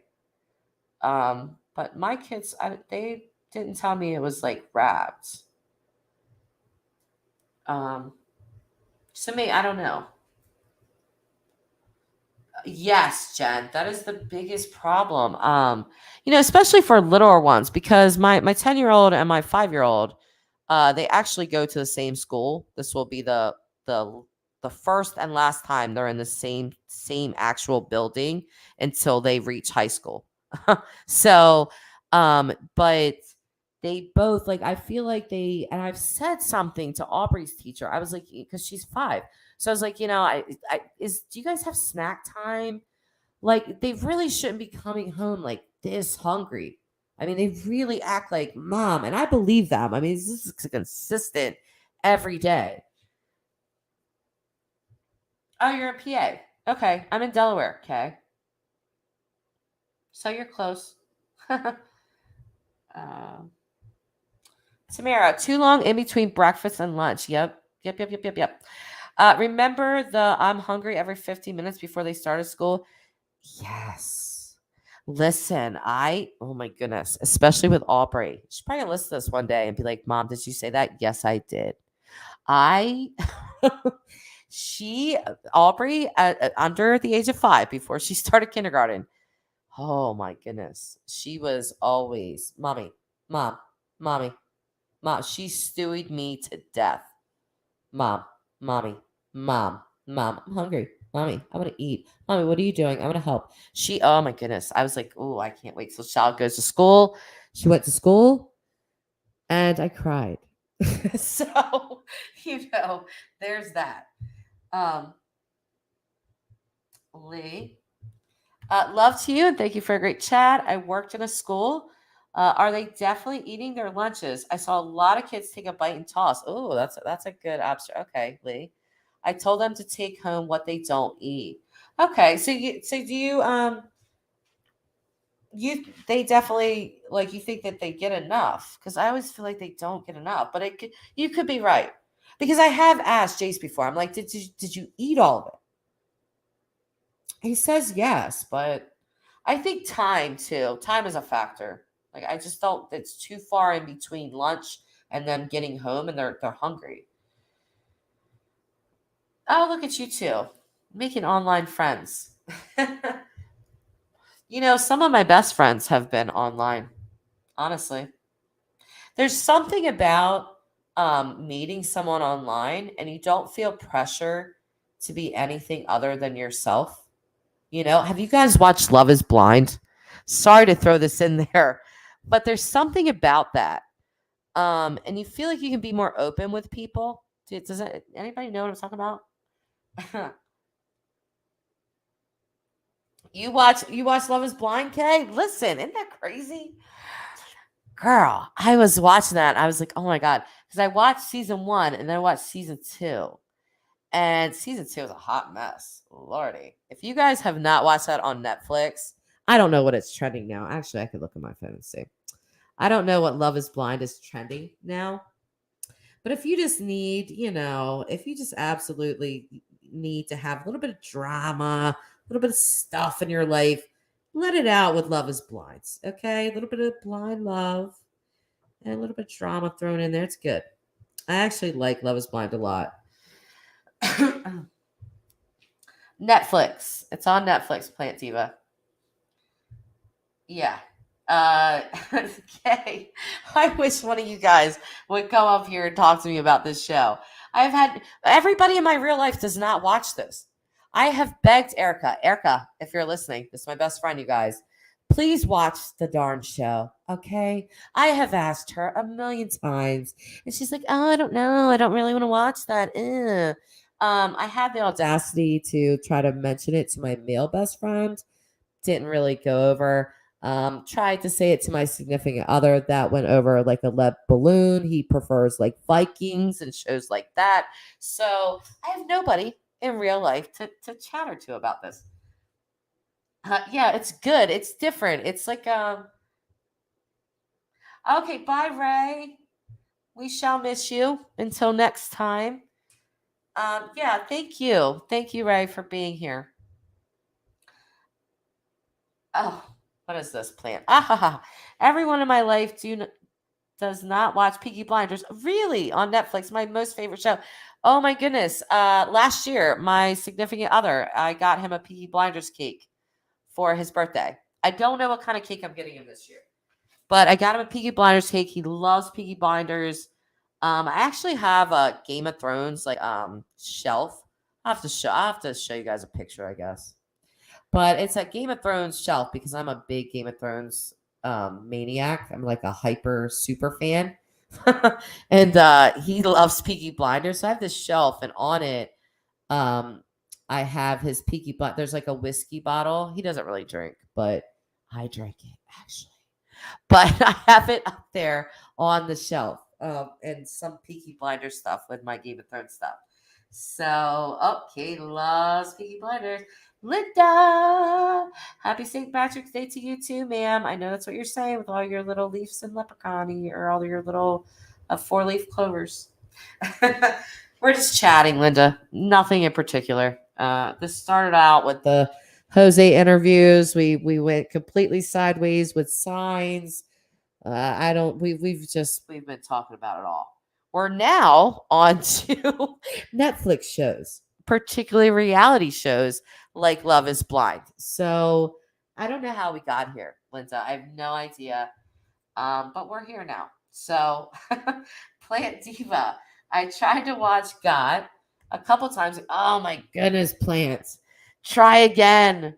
I'm such a big fan. That show, I love that show. Okay, I should be ashamed of myself, but I gotten some of my students to watch PK. I teach high school. I don't think that's awful. Okay. If I see you on the news for something really bad, fine. Like do you guys remember talking about true crime case here? I always, even in real life, I'm like this. You guys are really seeing my real personality, because in real life, I'll be talking to people and then I'll be like, hey, you remember this case?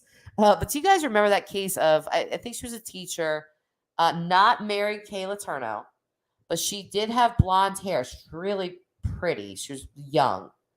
And she was sleeping with one of her students. But it was like, I don't know if he's like 5th or 6th grade. But she kind of like got off with like a slap on the wrist. Do you guys remember that lady? Sorry I had to bring that up, Kay, after Kay. I'm sorry, Kay. Lee. What's Lee say? I always made their lunches with their help as they got older. Also, bye, Tamara. Hugs to you too, love. I'll see you soon. Lee, I always made their lunches with their help as they got older. Also, some schools do a play before eating. So when it is time to eat, they're hungry and not in a hurry to get out to play. Yeah. That's my 5-year-old, Aubrey, she wants to be a packer, which is, packing her lunch. So she's been asking me that. Linda, listen, Linda. Benny just shared that Hunter is in the system and taken from it. What? Okay. Stop the show. Skirt. Hear the music in the room cut off. Benny just shared that Hunter is in the system and taken from his mom, supposedly for fighting. Yeah. Okay. Let me reserve comment for a moment, collect my thoughts on that, because we did know that Hunter was locked away, but we weren't sure why. Because remember on Chris's show, he did mention that he was like on probation. So I always kind of thought it was like a probation violation that landed him in like the juvie or whatever. But so he got in a fight.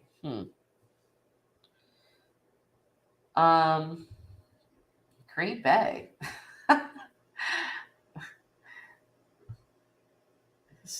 What are you guys talking about? What great historical learning. You guys are on a road trip now? I'm not even invited.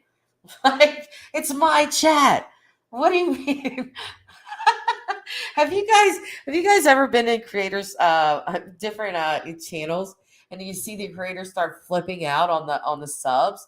Isn't that always like, it's always like a mouth covering moment? Like, what is happening here? I have really seen creators just lose it on people in the chat, and I'm always like, holy crap, holy shit. Why are you talking to people like this? Oh, I can come too. Thank you, Kay. I appreciate the invites after the fact. Yeah, she wants to be Linda. I thought I was talking about the Green Bay Packers. Linda, yes, for a different reason, like stealing a car with a child in it. Oh, yeah, that is what I heard too. It's what I heard originally, but Betty got a hold of a text from Andrew Hill. Oh, Lord. Linda, on a scale of 1 to 10, I have to know, how much do you believe anything that comes out of Andrew Hill's mouth? I mean, I know you're saying you got a text, but Andrew Hill, no. Like, that's a big red button. No. For me. Bye, Andrew. No, thank you. The only reason this man is on YouTube is literally because his son's mom's ex-friend's daughter is missing. And his son was there the day the child went missing. The only reason this man is on YouTube. So I've watched him a few times, and again, just big red buzzer. Nope. Skirt. Bye. See ya.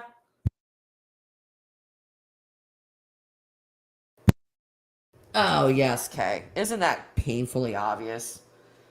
Kay saying he's very dishonest.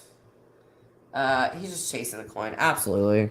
Like I'm gonna watch my mouth here.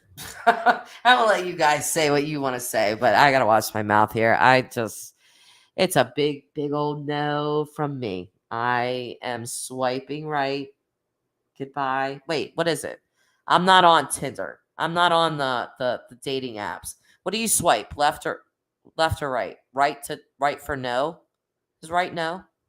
I don't even know. I used to have this friend on Twitter, and she used to, she used to be on Tinder, and she used to tell me Tinder stories. Oh my god, they were so horrible, you guys. I felt so bad. I used to live through her. I swear, I lived through this woman. Her name was Linz. Tanya, if you're in here, Tanya is one of my friends from Twitter. She knows exactly who I'm speaking of. But Linz is like 6 foot tall. Okay, so she was really self-conscious about her height. But she had the best sense of humor about it. Even though I really knew that it hurt her. Like, she would still make jokes, and I love someone that can use self-deprecating humor, at least, to get through it. Like, I never made fun of her like that, but she would just sort of like make fun of herself. But anyway, she went on Tinder, and this guy, like, she was, yeah, she was kind of hooking out with this guy. And so he invites her to his Christmas party. Well, she's thinking, oh my God, like, I'm about to get in a relationship. We've kind of been hooking up, and he wants to take me to the Christmas party. My poor girl, my sweet summer child. So she gets all dressed up in her pretty little Christmas dress, and he stands her up. He never came to get her. He called her 3 days later for a booty call, and she went. And I told her not to go, but she did anyway. But yes, she used to tell me stories all the time. Oh, it's swipe left for no. So left is no. Okay, I don't know. If you guys know, then tell me. I don't remember what Linz said like about. I always hear that, but I've never been on one of those, so I don't know. You would love to be that tall plant diva? Well, Linz would definitely disagree with you. She hated it. She absolutely hated it. Yeah, listen, it was sad. It was like Linz's way of dealing with things though was through humor. So like I listened to her like pour it out, but once she started cracking jokes, I started cracking jokes with her, and we just, kind of went that way. But I knew that it really hurt her. But she would tell me like really funny stories too, like just different guys. I can't really. After I said that, I realized there's stories that I can't go into because they're just not appropriate. But yeah, she told me some stuff. So.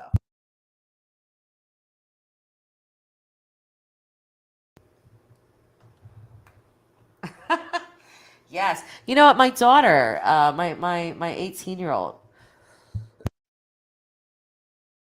she this is so odd story. We were going. She was 12, I think. We were going to Walmart one night. I needed a hose. Like my hose had broke. I needed a hose to water my plants. Plant Diva. That's why I love your name too. I'm big into plants. Everybody that knows me knows how much I love plants. Anyway, so I had to go get like a replacement hose real quick. So my daughter is with me. This lady just comes up to me in line and she's like, "Is she your daughter?" And I was like, "Yes." And she's like, I own a modeling agency. I've modeled, like this woman had done all kinds of modeling. But long story short, she ended up doing like a shoot with Callie and like headshots, and she sent them away to PA and stuff. They wanted her to be like a year because she was only 12. So they wanted her to be like 13, 14. But my daughter is very much built that way, very modelish, like think Kendall Jenner body. Like that's kind of my oldest daughter. But it's so funny to me because she literally is shaped like a model, but she'll say things to me like, "Mom, I really wish I could gain weight, like in my butt or in this area or in this." I'm like, Calista, really? Like, but yeah, it's like it's people. We always want what we can't have, right? She was into it. She was curious, like she was like not really sure, and I was a little, oh, bye Kay, I was a little apprehensive about it, to be honest, Plant. But Kay's leaving us, you guys. I'll be teaching during this time. Off for spring break this week. Oh, okay, all right, Kay, we will see you later. Have fun teaching and have a great spring break. Okay, see ya. The Green Bay Packers daughter. Linda. Plant Diva. Oh wow, that's awesome. Yeah. Yep. Yes, we do. Yep. Oh, you're not leaving yet. Oh, okay, good. I thought you were. I'm happy about that. You know what? Like once I put a comment up on the screen, it's like I can't take that comment off. I have to like put another one up. Oh, whoa. What happened here? Do you guys see that? Are you guys seeing like this full screen? Or is that just me? No, because I'm not sharing screen. Okay, never mind. I'm rambling.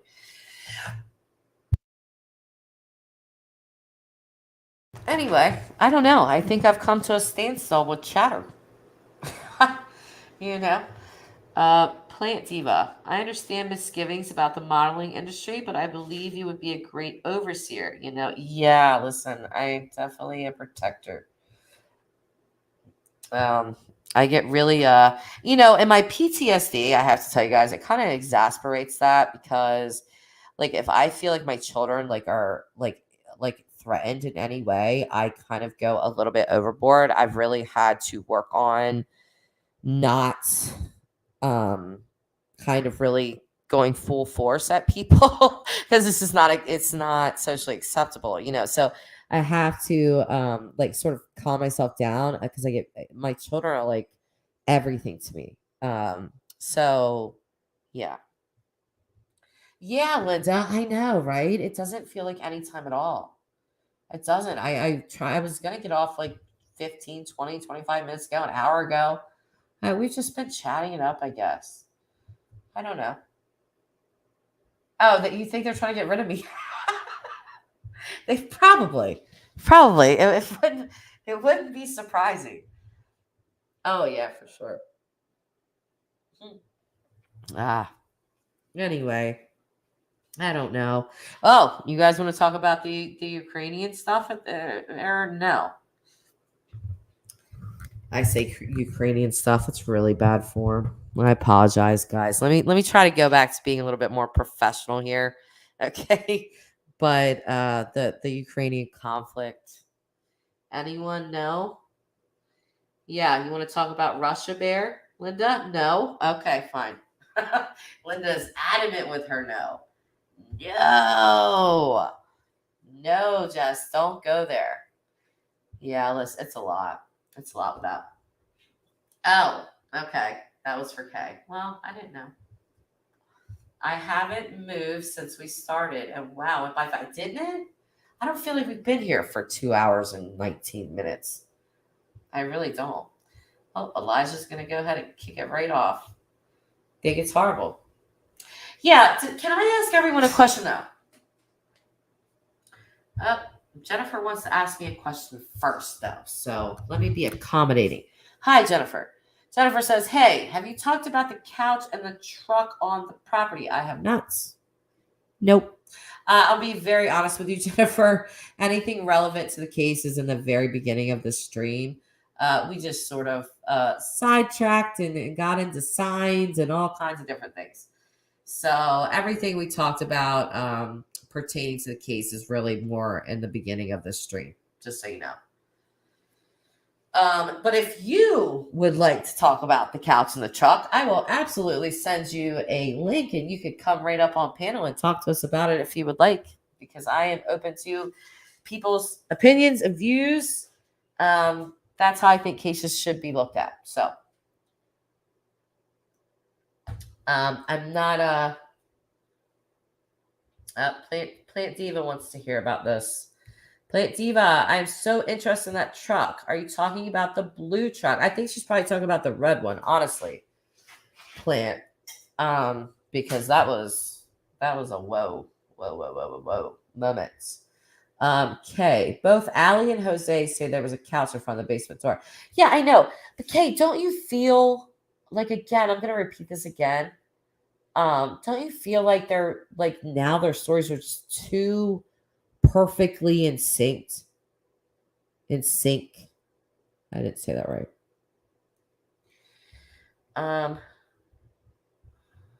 Kids are on spring break this week. Loud here, but I would love to chat about it. Hey, if you can get away to a quieter area, I would love to have you on.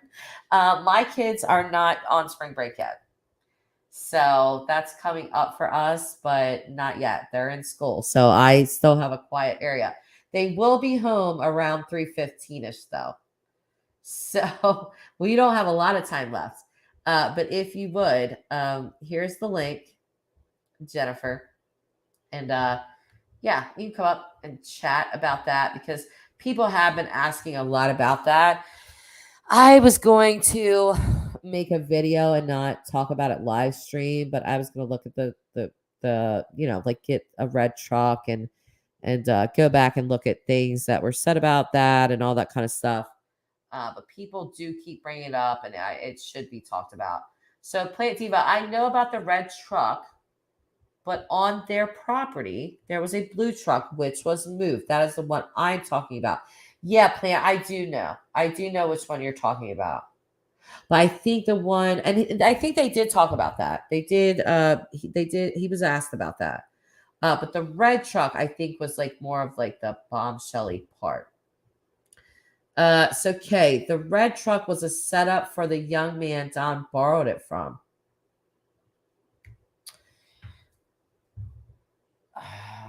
Who was that, Kay?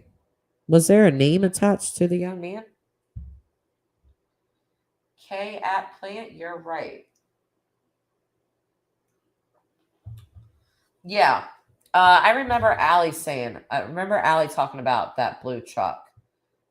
She said that and said that it was moved after summer. And I know that Jose was asked about it. But then he was asked about the red truck, and he was talking about Don's red truck and how little it was and the ladder on the back and all of that. So yeah, I know, Plant. You see, we're gonna agree here. Red truck has me stumped. Sometimes I think it's a red herring. Okay, Jennifer, that's fine. No problem. But yeah, that's how I kind of felt as well. But so many people are asking about it. I think it should be just looked into a little bit. And it was sort of a little bit of a bombshell. I mean, I had a bigger reaction to it than I did. But yeah, red herring. That's kind of how I felt about it. But then again, Yes, Jennifer. I was just about to say that. You wrote that as I was about to say it. I think there's a lot of red herrings in this case. Yep, exactly. A lot of them. Lots and lots and lots of sketchy people around this case. Okay. Hold on, I'm sneezing, Kay.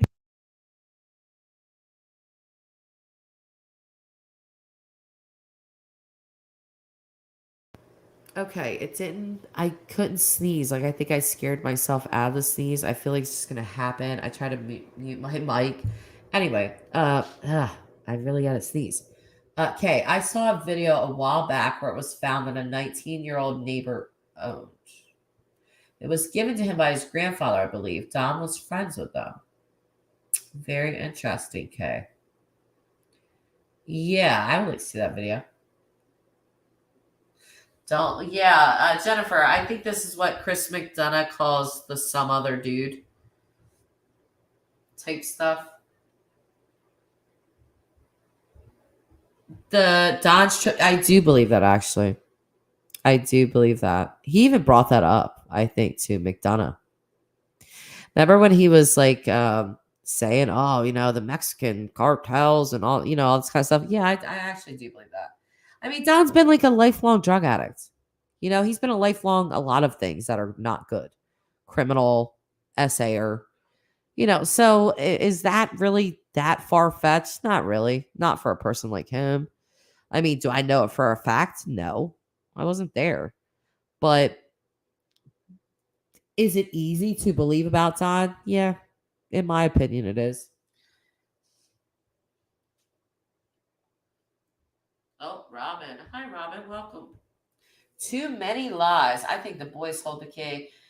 Robin, I've kind of said that before as well, that the boys are going to, they're going to hold the key because they are going to be an innocent voice of just truth when they do speak. If they have spoken, there would be absolutely no reason for them to lie, to make everything up.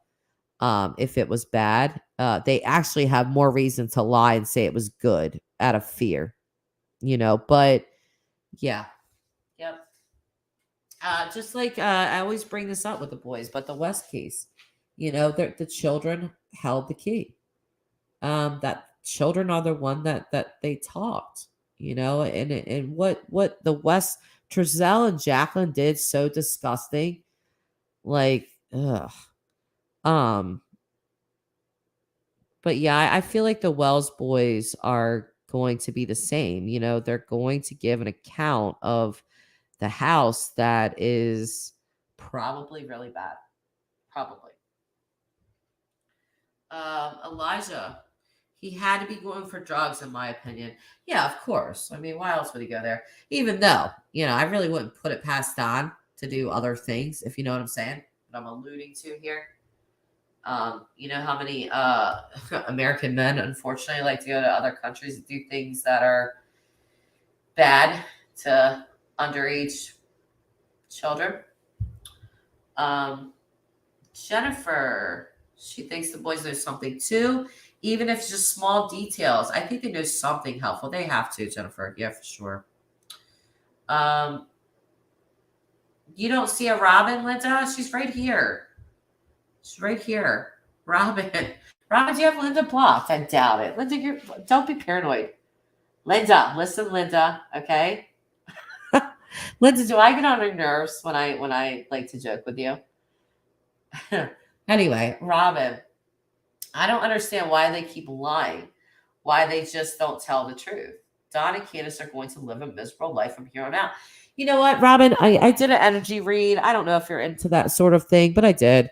Did an energy read on Don and Candace, and I saw nothing. No regret, no remorse, no anything. I don't think they care. And I'll tell you this, I have it right here in my notes. That Jose, whatever you believe about him, it's up to you. But in the first interview at the 2-minute and 31 or 2-hour 31-minute mark, Jose says that Don was a person that had no remorse, no anything like that, that was the type of man he was. And obviously, I did this energy read before this interview, but that's exactly what I saw with Don. Like, just nothing like that. He was very focused on his sister's case. And the day after I did that energy read, Chris McDonough comes out with a video from Mary, about the whole case with Mary and with Don and his stepsisters. And I saw that. I saw that in the energy read that Don's focus is there. It's not on Summer. It's not on Candace at all. Like, Don and Candace's energy, this is from a tarot reader, perspective. So keep that in mind. But in the cards with them, nothing. There's no love between these two. Like, none. I see just like nothing. It's not even like even rejection. It's just nothing. So when I heard Jose say that Don and Candace hadn't, had relations in like 5 years, that didn't surprise me. It just didn't.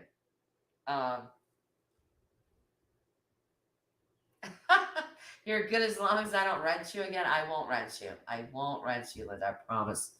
Robin. Yes, I know they don't care. Summer was supposed to be adopted. Summer wasn't even supposed to be born to them. I know they don't. Yeah, they don't. They really don't. And it shows up very strong in the cards with them. Well, it's funny because I did an energy read on them. I don't know. It's been over a month ago. It was like right after Don went to jail. And I saw that Candace was really like looking for love. Like, she wanted a new man badly. And then it's funny because I do this energy read and then we see all this stuff with her, googly eyeing Benny Keys.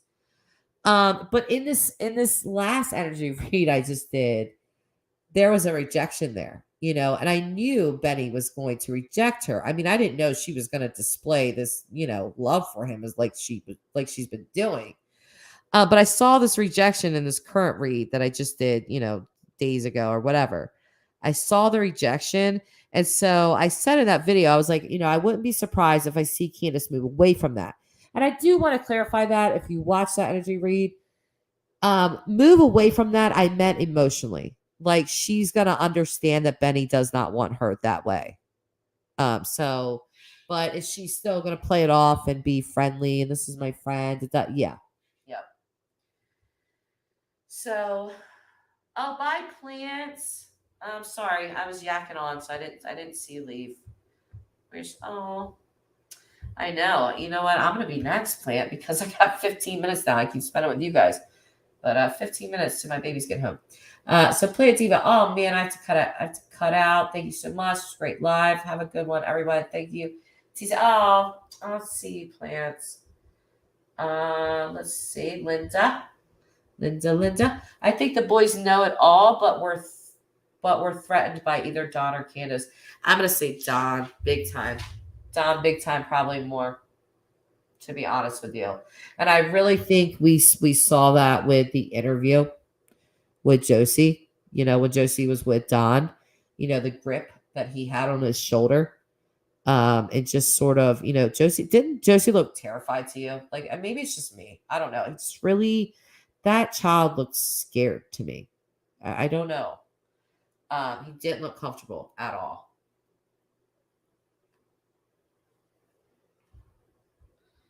Robin is talking to Linda. Linda, even if the parents did threaten the boys, counselors do know how to get things out of children. Yep. Oh, Linda's agreeing. Yeah, that is true. It is very true. But fear is a great thing, and especially to a child. And if there's any doubt in their head, that they won't be kept away from Don and Candace. You have to wonder how that plays into their psyche of not wanting to speak out. I do think these kids were terrorized. Do you guys remember hearing Jose talk about the pranks. The pranks. Remember the Mary prank with Don and Candace? And you know what? That's another thing with the McDonough interview. See, I didn't know that Mary was like setting him up, basically doing controlled calls with him to get him to admit what he did, which he did. But what was my train of thought? I was going into a whole thing right now. Hold on. Hang on. I'm sorry.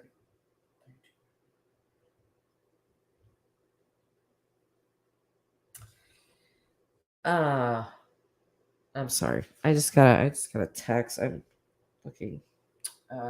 Sorry. Really just lose my whole train of thought there. The McDonough interview. What was I talking about with that? Mary, Don. She was setting him up with the control calls, blah, blah, blah. I was going somewhere with that. I forgot. Oh, the pranks. Yes. Thank you. Thank you. Yeah. So the timeline of that. When was that prank done on Mary? Prank. And I'm going to put that in air quotations. You guys can't see me, but just know I'm doing that. Okay. Prank. Because I don't think that was a prank. I think that was pretty damn evil. But when was that done on Mary? Because what Chris was releasing was phone calls between Don and Mary in like August or something. So I'm wondering if Don and Candace found out, because Chris McDonough said that when Don went back to Utah, he went there to talk to his dad about this case with the stepsisters. And he found out when he got there that there was indeed an open case against him with that. So I'm wondering if they found that out, and then him and Candace came up with this drunken idea that they were going to do this to Mary, and that falls in line with these quote unquote pranks that, Candace and Grandis, I think Jose said, would do this to the boys. And I think he said, I don't know if he said Wyatt or Waylon. One of them. It was either Wyatt or Waylon, because Josie wasn't there. But Wyatt or Waylon woke up and with shaving cream all over his face, and it was in his eyes. He was crying. And Jose said that he was like, why do you keep doing this to me when I'm sleeping? So, it's really, really childish behavior. Extremely childish. Yeah. Yeah, Jennifer, exactly. And I can't stand the word prank to describe it, honestly, because it's not, that wasn't a prank. That wasn't a prank. You're trying to make a victim. You're gaslighting the hell out of them. I mean, that's really what that was. I know that word is overused a lot, but that's what it was. So, Candace all drunk and acting all, crying and stuff, and then thought it was hilarious. What is she act? Both of them. It's like, you monsters. What are you guys capable of? I mean, it's like the worst of the worst. She does, Kay. Absolutely. I have teenagers, and they are more mature than Candace, and I am not kidding. I am not just saying that. My 18-year-old daughter is much more responsible, mature than Candace. I'm not going to go to my daughter's personal relationship life, but I can just tell you now, I mean, yeah, she's way more mature than Candace. And this is where, the emotional maturity, intelligence comes in, because it's been said, and I keep saying it. I don't think Candace possesses it. She just doesn't. How old was she? Does anybody know how old she was when they got together? Oh, that was only 2 or 3 months ago, Kay? That prank? I thought it was a little longer than that, but this case feels like it's been forever already. But yeah, I wonder, because I know that Don is a little, he's older than Candace. But I don't know how old Candace was when they got together. If she's 39, she is 39, she'll be 40 this year. And if they've been together 14 years, what was she, 25, 26? Somewhere around there. So she was fairly young. She was really young, right? So I'm wondering, because Jose talked about that. He was like, he molded her, he molded her into what he wanted her to be. And at 25, 26, I mean, I don't know. I was a mom at 25, 26. I was having heart surgery at 26. So I don't know. But Candace, with her carny past and all that kind of stuff, getting with Don seems a natural thing for somebody like Candace. And then you take in his drug abuse, his overall abuse of animals, of people, and you throw these two together, it's like a bomb just waiting to go off. 19. How can that be? Because they've only been together, right? Did we hear they've been together, 13, 14 years, something? I do know for sure that Candace is 39 years old. That would make her older than 19. And I think she was with the first husband that she had the first kids with at that age. Maybe. The Andrew guy.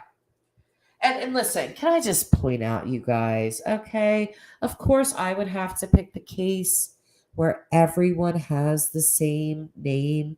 There's like 15 Dons, 42 Candaces, 12 Andrews. I mean, God,